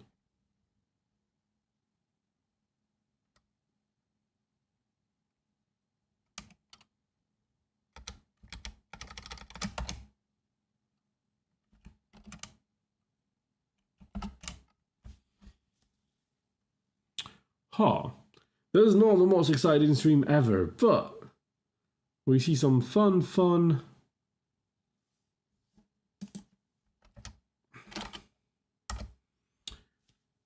loop debugging. So, it's important to realize that even with the empty list of tactics, well, actually it's not the empty list, it's nothing tactics, which is there, I get a loop.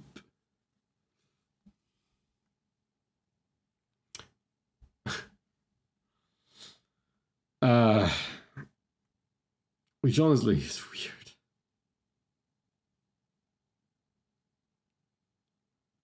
What ever have I done? Oh, PP attempted goals have been changed.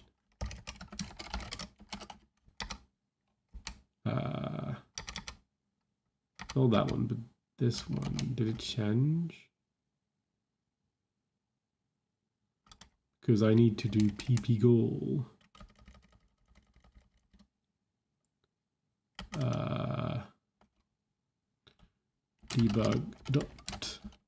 Debug.trace entering PP attempted goals.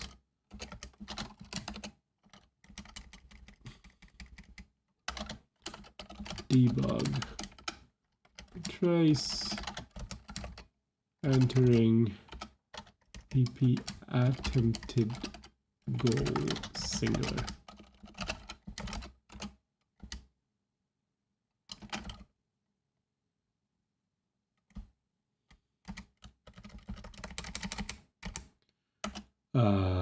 Debug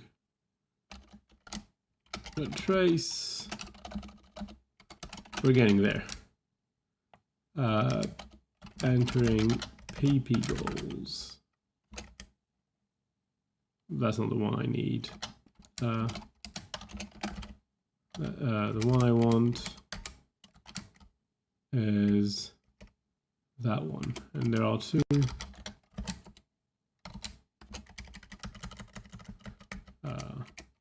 That's going to be the two, though.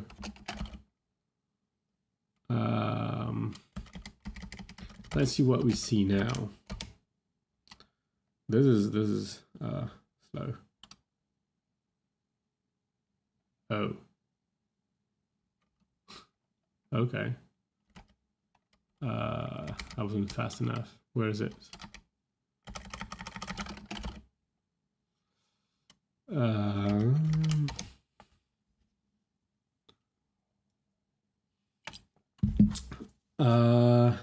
PP goals plural.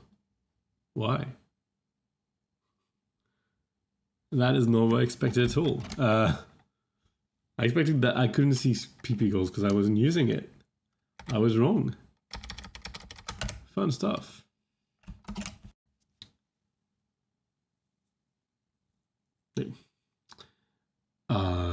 PP goal. Oh no, it's just that I wrote PP goals plural for PP goal. That's the one. Yeah, that should be. I said it was two, but it would be one. So we enter this, which I suppose is good news. I have some water on my keyboard. What do I do?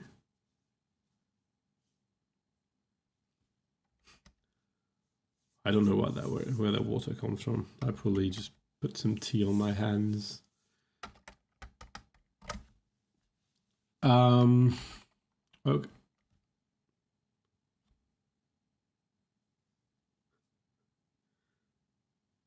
Where is the wet? My question. That's wet. Is this wet? Now I'm wondering if I'm making water through some kind of pores. Life, you know. So we're getting here, that's for sure.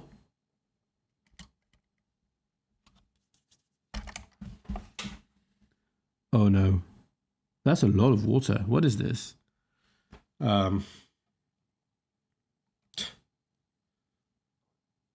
I just poured some water on my thing again, but I don't know how. Let me give it a bit of a blow.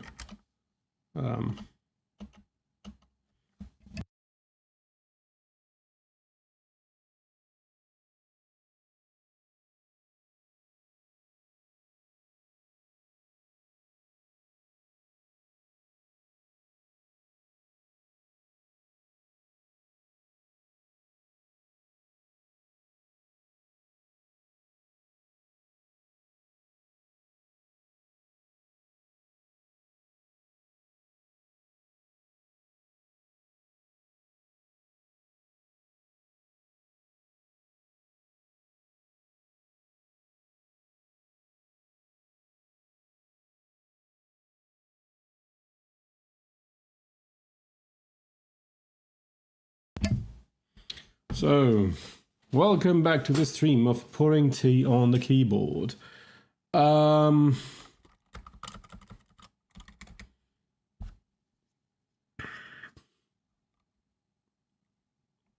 Okay, so do we get there?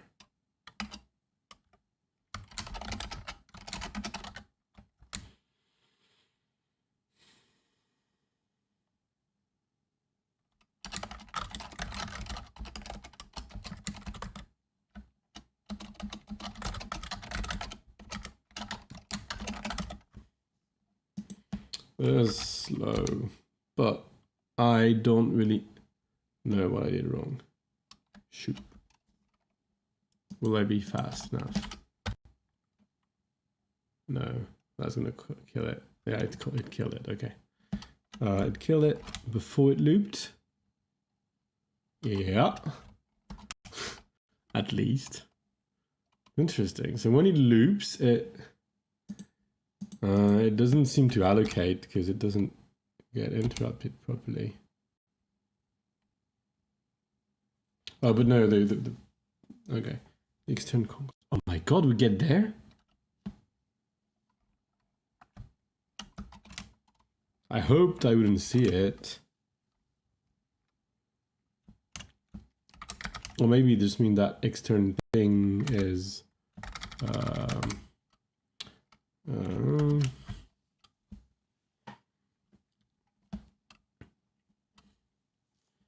that was one of the last thing. Well, oh, PP goals is here. And we never get here. We never finished this. I did PP goals. We don't enter PP goals.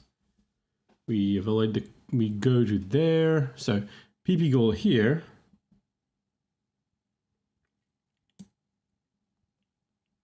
Goes into PP of external prop concal. And we seem never to get back here again. Because if we were here, we call PP goals and we should see debug. So maybe extend prop concal is, well, it's that one, but still is problematic. So let's have a look at extern prop.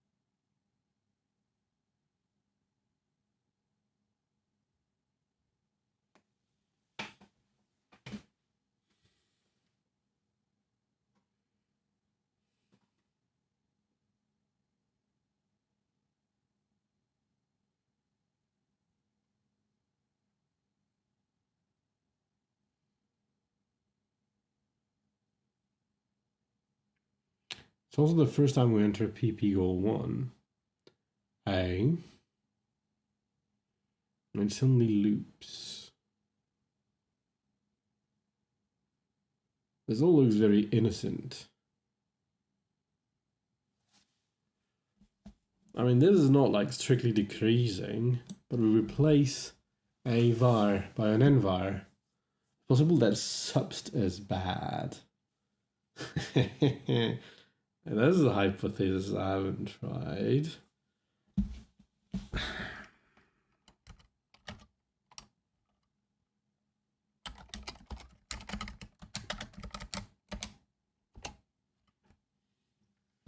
Shift could be bad. Oh dear.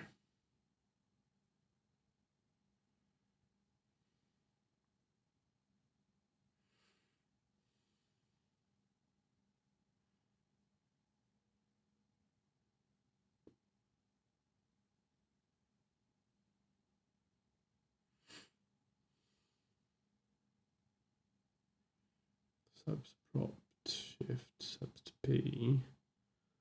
So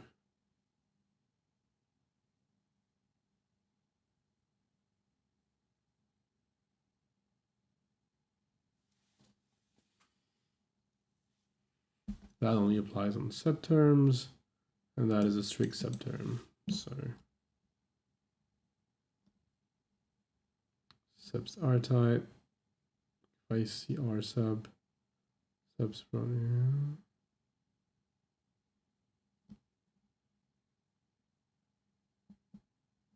and subs term. If I see a var, oh, here it is. I implemented manually.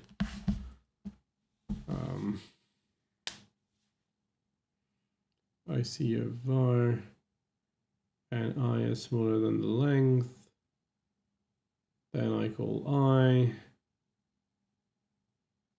and otherwise I just leave the same term. And other than that, I just do subterm subs on the subterms. That looks perfectly correct. Shift does var 0 map left term of subst.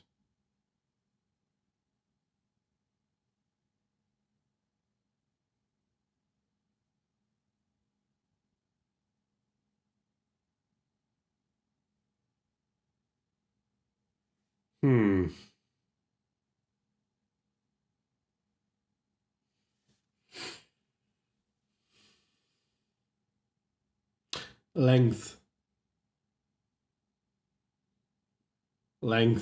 Here, like I say, oh, is it bigger than length? But here I use an infinite list for the shift. I think it's fun. Not really, but I think we found the thing.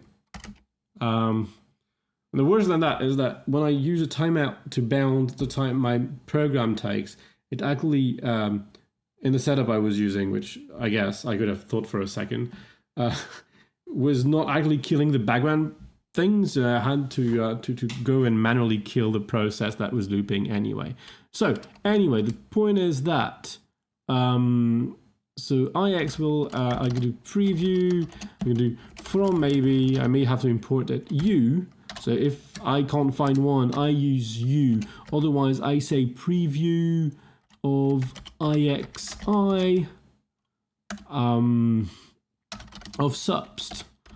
Well, that is extremely readable. Not. Let's have a look.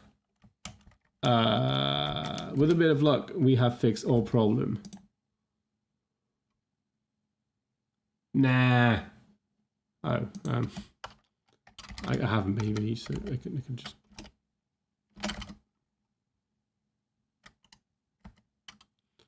I could import that one.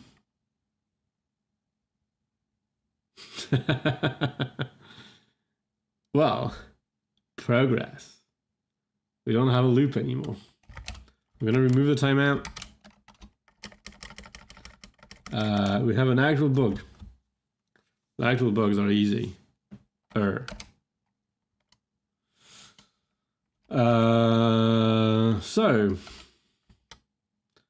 Okay, now we have a problem. I am going to, okay, I'm actually going to kill this so that it doesn't loop while I'm doing some manipulations. I'm going to keep this line in my copy buffer. I'm going to kill everything because I kind of want the traces to go, I think.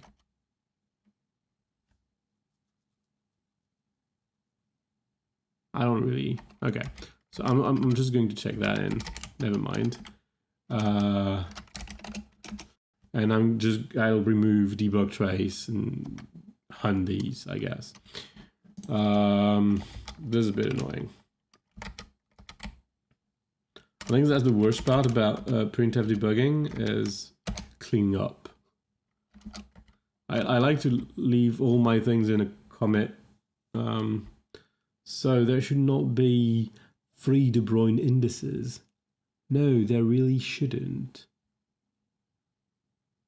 So why are they free De Bruyne indices? And what am I trying to print really? I'm trying to print the goals.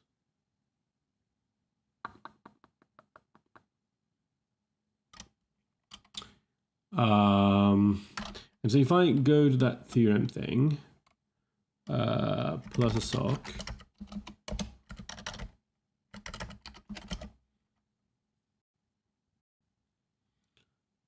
I get the exact, oh, I get a goal here. I print plus 0x equals x, which is, oh yeah, I'm printing the next theorem. So now I'm guessing intros is faulty. So first, yeah, I can't.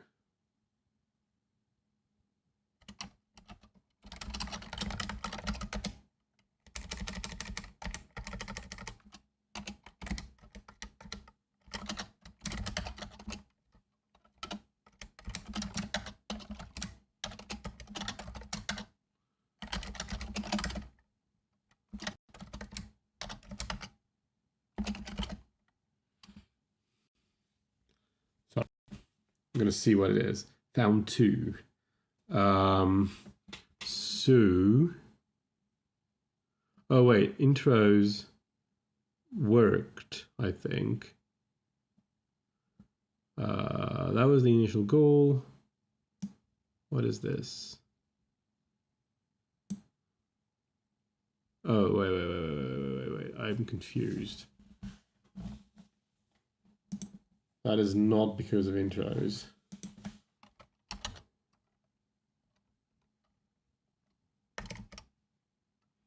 I just messed up something.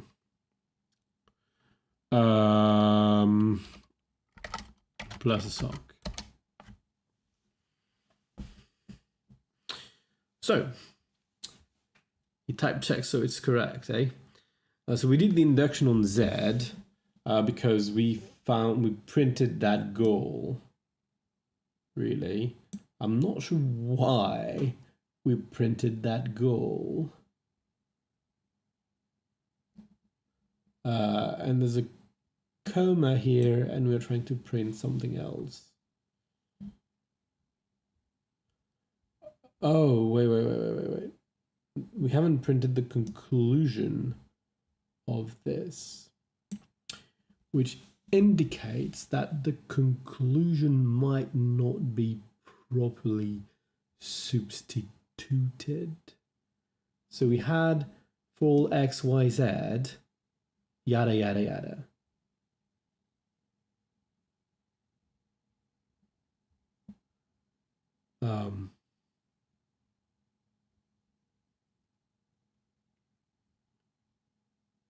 That's my initial goal. And for some reason, it doesn't manage to prove it as well, probably because the tactic is messed up. So it does introductions, and then it does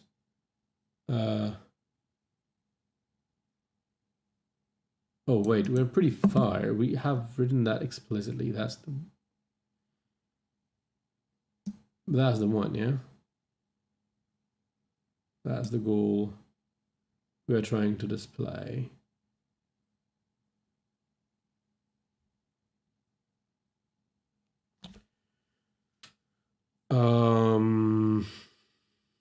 So let's be a bit systematic about this. Does that print correctly?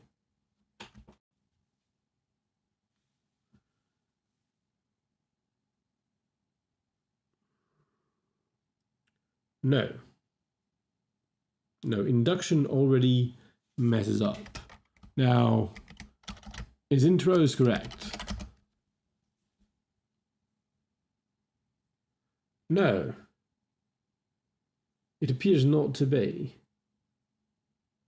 Fascinating. Okay. But if I don't put anything, then I should... well, I've seen that it was correct. So, intros. We're back to intros. Main repeat intro. So let's look at intro. And especially the case where I have a for all.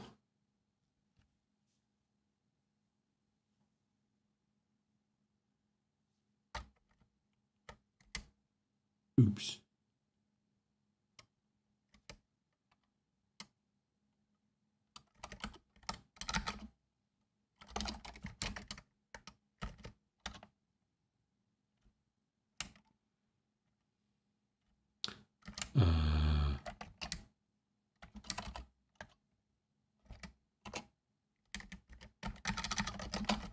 That too.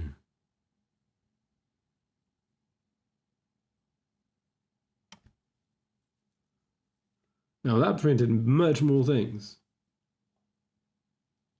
Yeah. We went through all the way to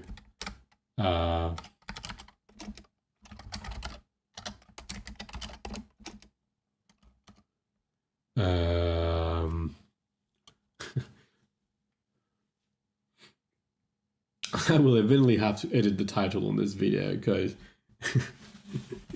we haven't done at all what I had planned to do, which is fine. It happens.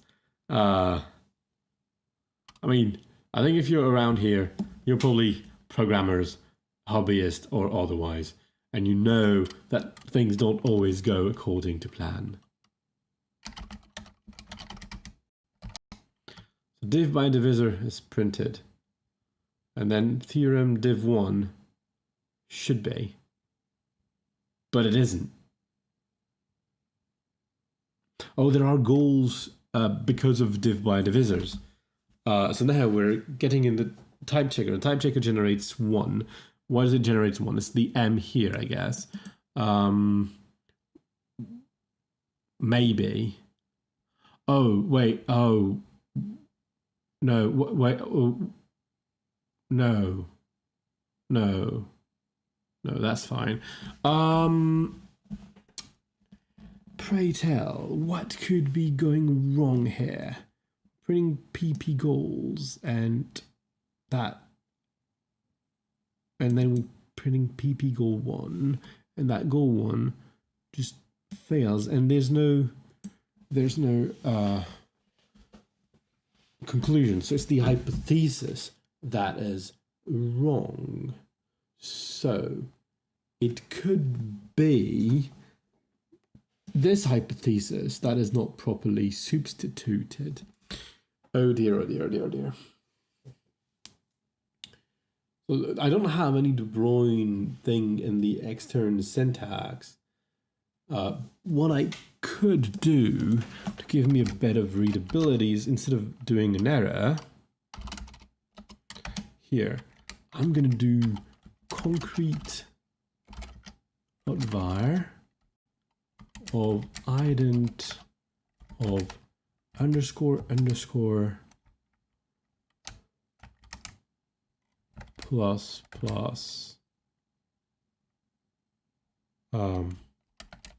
like underscore db colon plus plus show I, and I probably need some kind of parenthesis here. That's going to be tremendously helpful. Now, no, because I don't see the De Bruyne's. Darn it. Okay. Where was my div by divisor? Here. Okay. Ooh. So it failed at every substitution. There's not even an N here. What is this thing? It completely blew. Oh, I think it's just a bug that I used to have that I didn't notice. That these the goals generated by type checking are bonk. That's what it is. And so we just found a bug that we had completely forgotten about.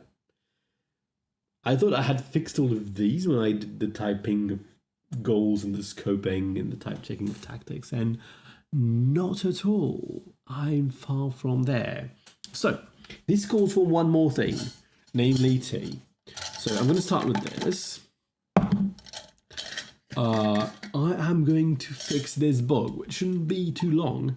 It's fairly repeatable. Clean up the commit, make the pull request, and call it a night. So like this should take about half an hour, and hopefully that doesn't turn out to be 4 hours or 4.5 hours for that matter. That would be terrible as well. This one is hilarious. The type makes no sense, but it's okay because it's a tautology. So the thing manages to prove it, and this is what happens here too. I think it's just very tautological. So, what is ever happening here is the question. So, we need to go back. Well, let's go to check programs and see what axioms do.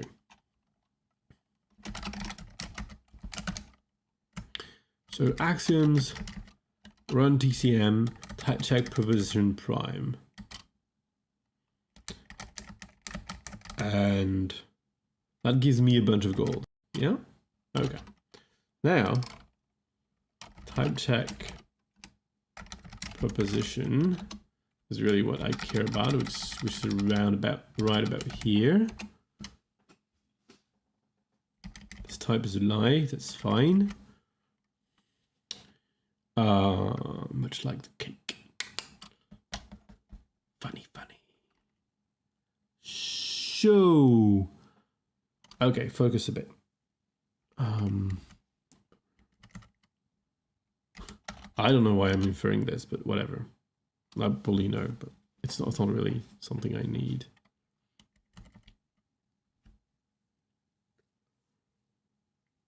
Alright, that's equality. That's not what I was looking for.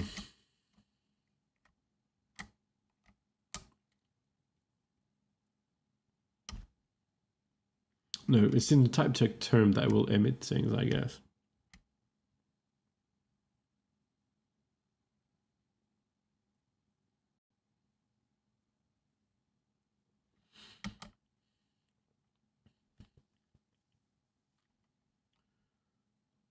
Okay, I need to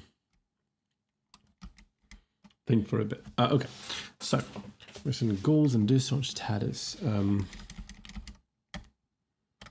Let's run TCM. TCM is a writer of goals, and when do I write?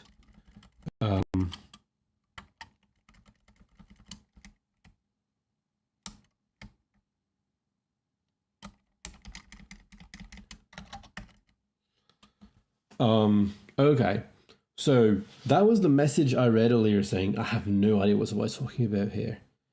And what I was talking about here was something about the bound variables of the bound variables when I actually generate a goal of this form here or here. And I had a very crude way of doing this, saying, yeah, I'm just going to look at the bound variables in the term. I think it doesn't make a lot of sense. So I say, I take, okay, I take an environment.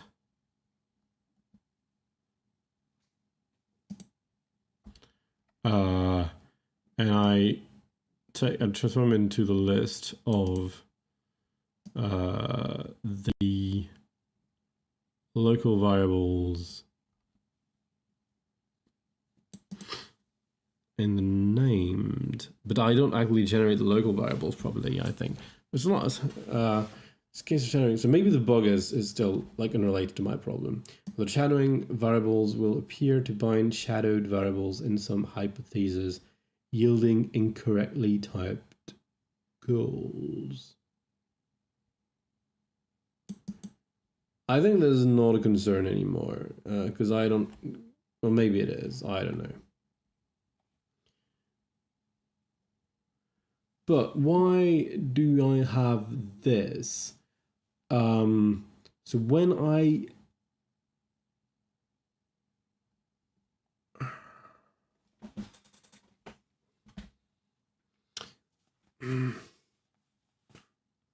why do I have open? I do this bound variable thing. Okay.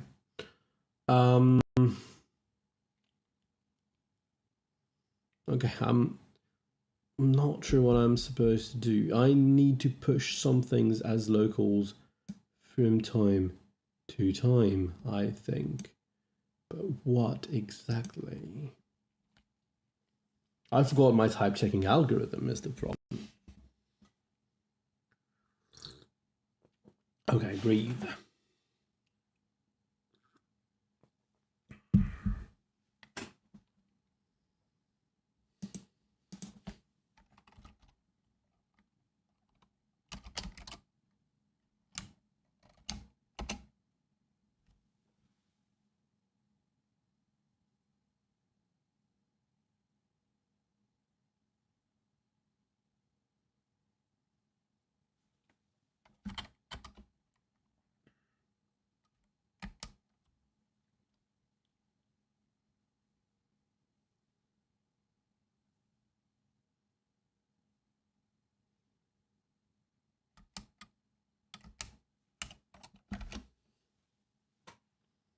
That's really the only place where I emit a proposition over type checking.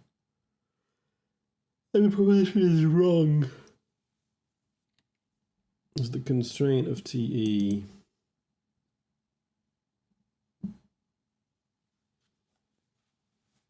So I basically, yeah, I accumulate in TCM. I guess there should be an RN as well, but I accumulate prepositions, which, yeah. And already they should be abstracted over the local variables. But what exactly am I supposed to do? It's very interesting.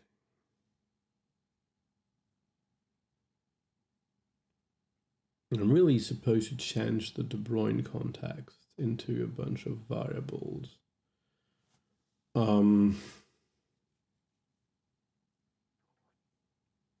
So I think, yeah, because I have this De Bruyne context, I pushed a bunch of things.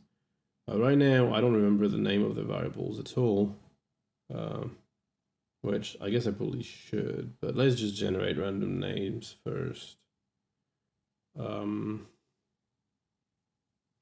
the local variables are completely pointless because I never have any, I think. So is there any add local? Oh, there is.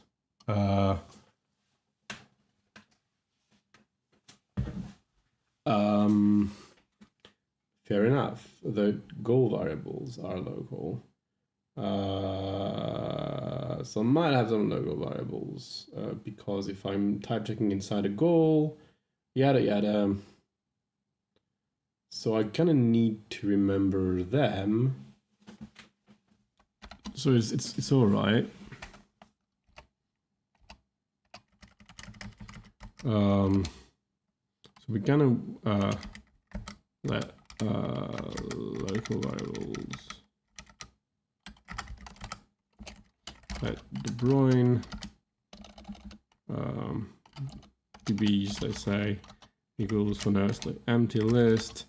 Let bound variables equal local variables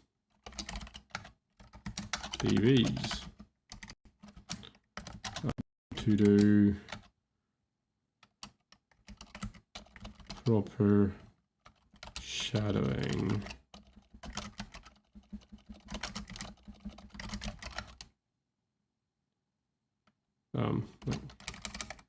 Generating names for the De Bruynes should have proper shadowing.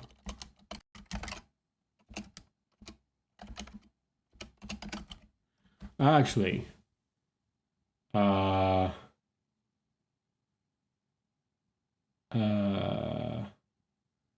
yeah, okay, I need all the De Bruynes.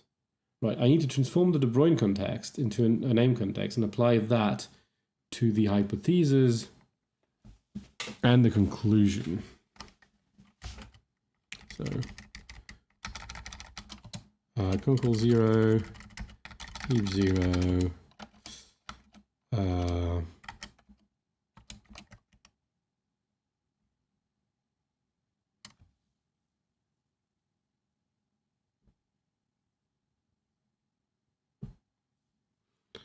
I do let hips equal map subterm subst. I will have in this equals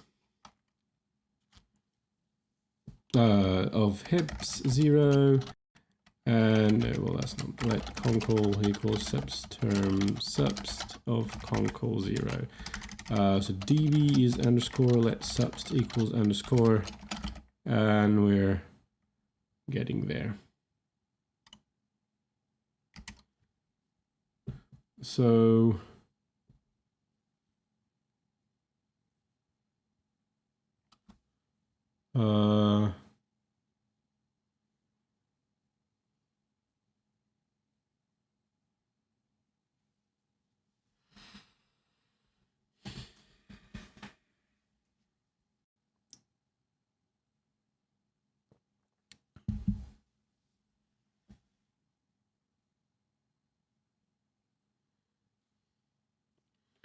so if I do env, and so I could do this a bit. I can remove this, but then I have numbers for my thing. So I'm just going to call them, so over traverse, I could use mapped as well, underscore 1. I'm going to apply, so on the first component, which is the De Bruyne, I'm just going to say lambda I, I'm just going to call them db plus their name.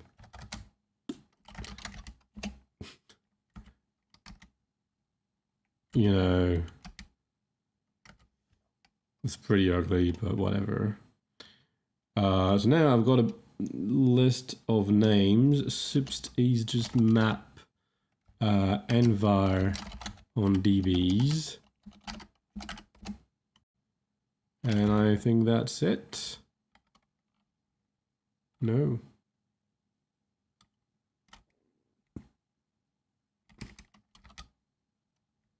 There's db here.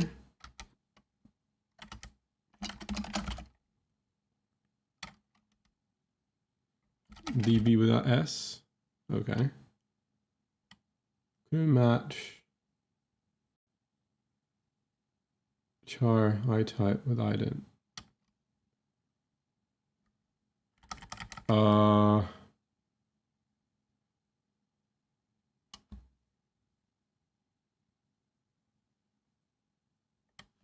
There's index, right?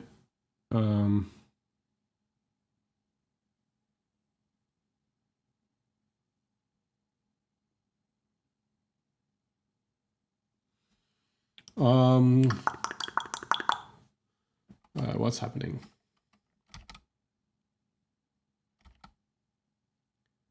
Ident itype. Okay, I'm kind of surprised. I think.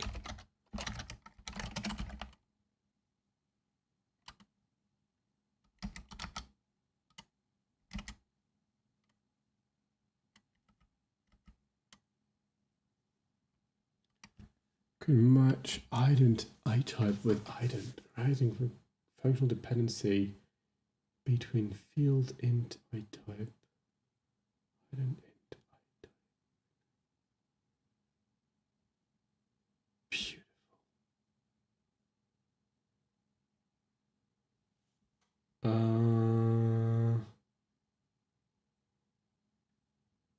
There's a list of pairs ident type. Yeah. My half-hour budget is running over. We're not there yet. I have like 10 or 15 extra minutes. I don't remember when I said that, but not that long ago. No, not that recently.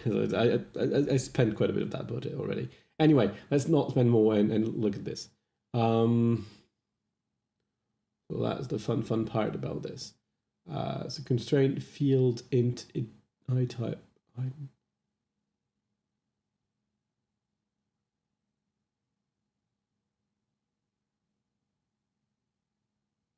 Why is it an ident? It shouldn't. It should be an int. Int itype, ident int. Why is that?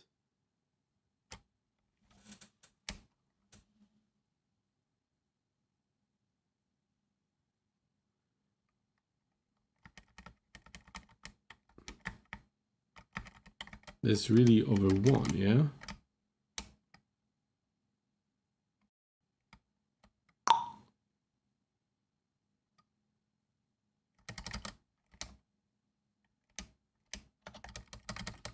Is the parentheses thing? No. Oops.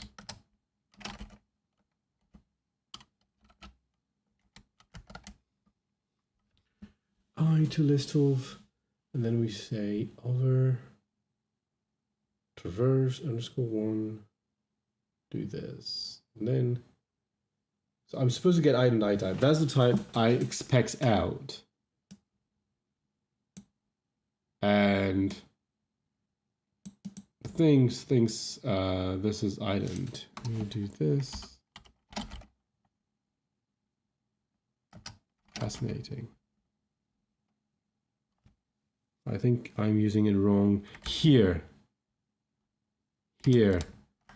This is, I don't want the types, I just want the terms. Here we go. Can match prop with terms.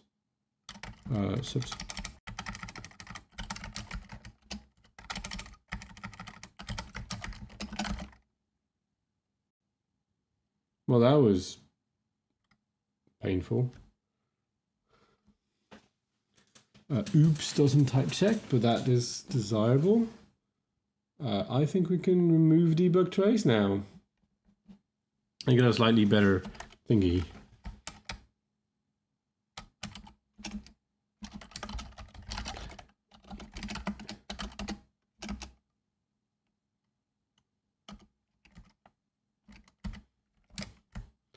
We can remove this. And now every time there's debug.trace, this one we can just kill. This one, bit careful. This one kill.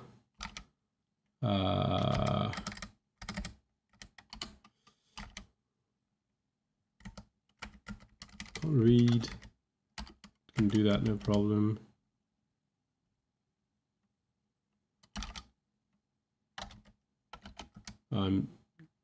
It's definitely there. Yeah. Oops.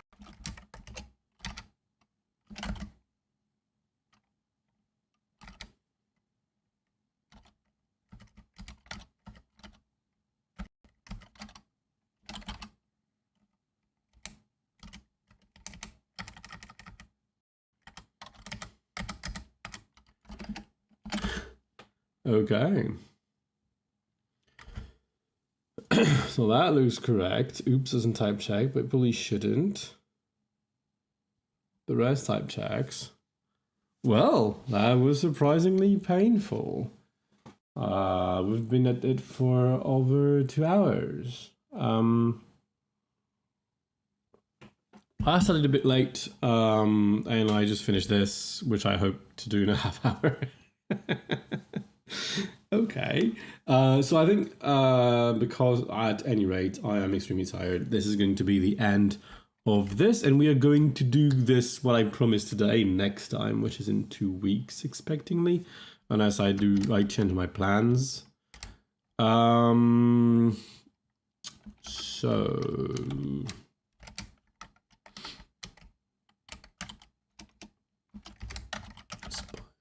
where do yeah, so I'm gonna squash all this. It looks correct. Make an MR, merge it, and say goodbye. An MR, a PR. Just doing too much. I'm gonna push this first.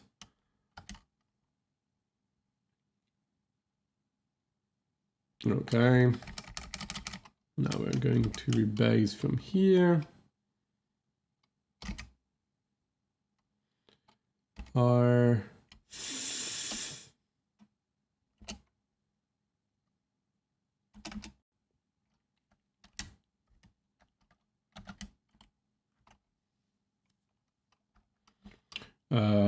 Feet of sorts. There is, well, I guess it's a refactor. There's now a separation between abstract syntax and concrete.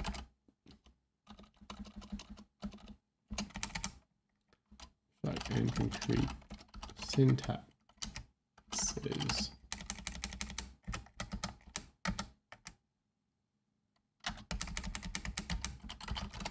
Separate. Now it's very cool. It's very short. Oops. What I do?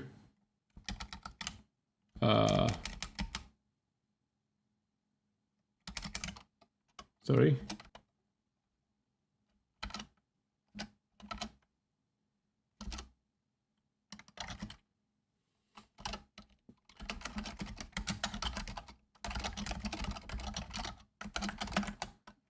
Syntaxes, the abstract syntax crucially uses Broyne's Broyne indices so that we can in preparation of having binders incongruence closure.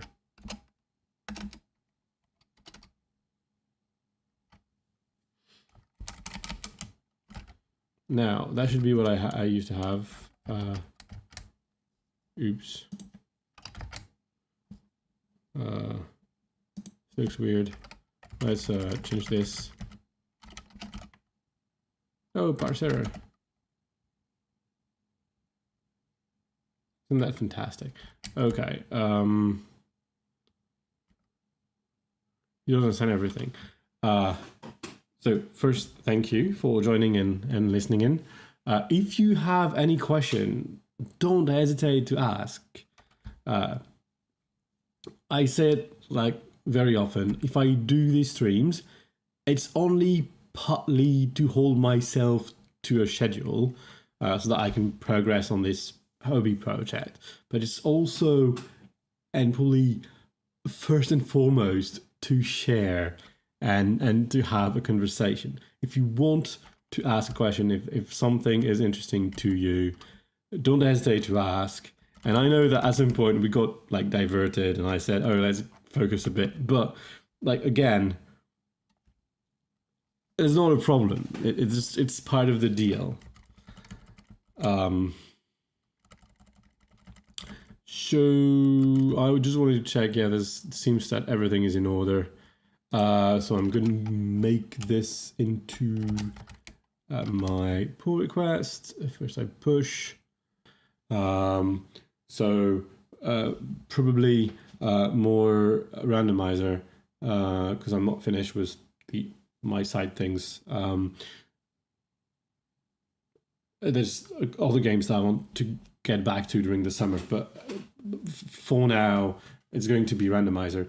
2 weeks from now I'm going to continue this, and we don't have anything in progress, so we won't have anything stopping us from doing this merge of proposition and types. Maybe not, we might not have time to complete it, but we're going to do a substantial amount of it.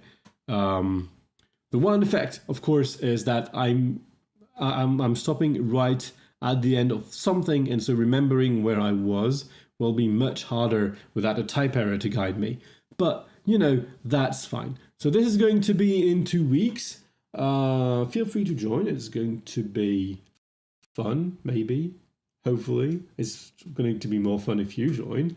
So until then, don't forget to stay curious. And that is late.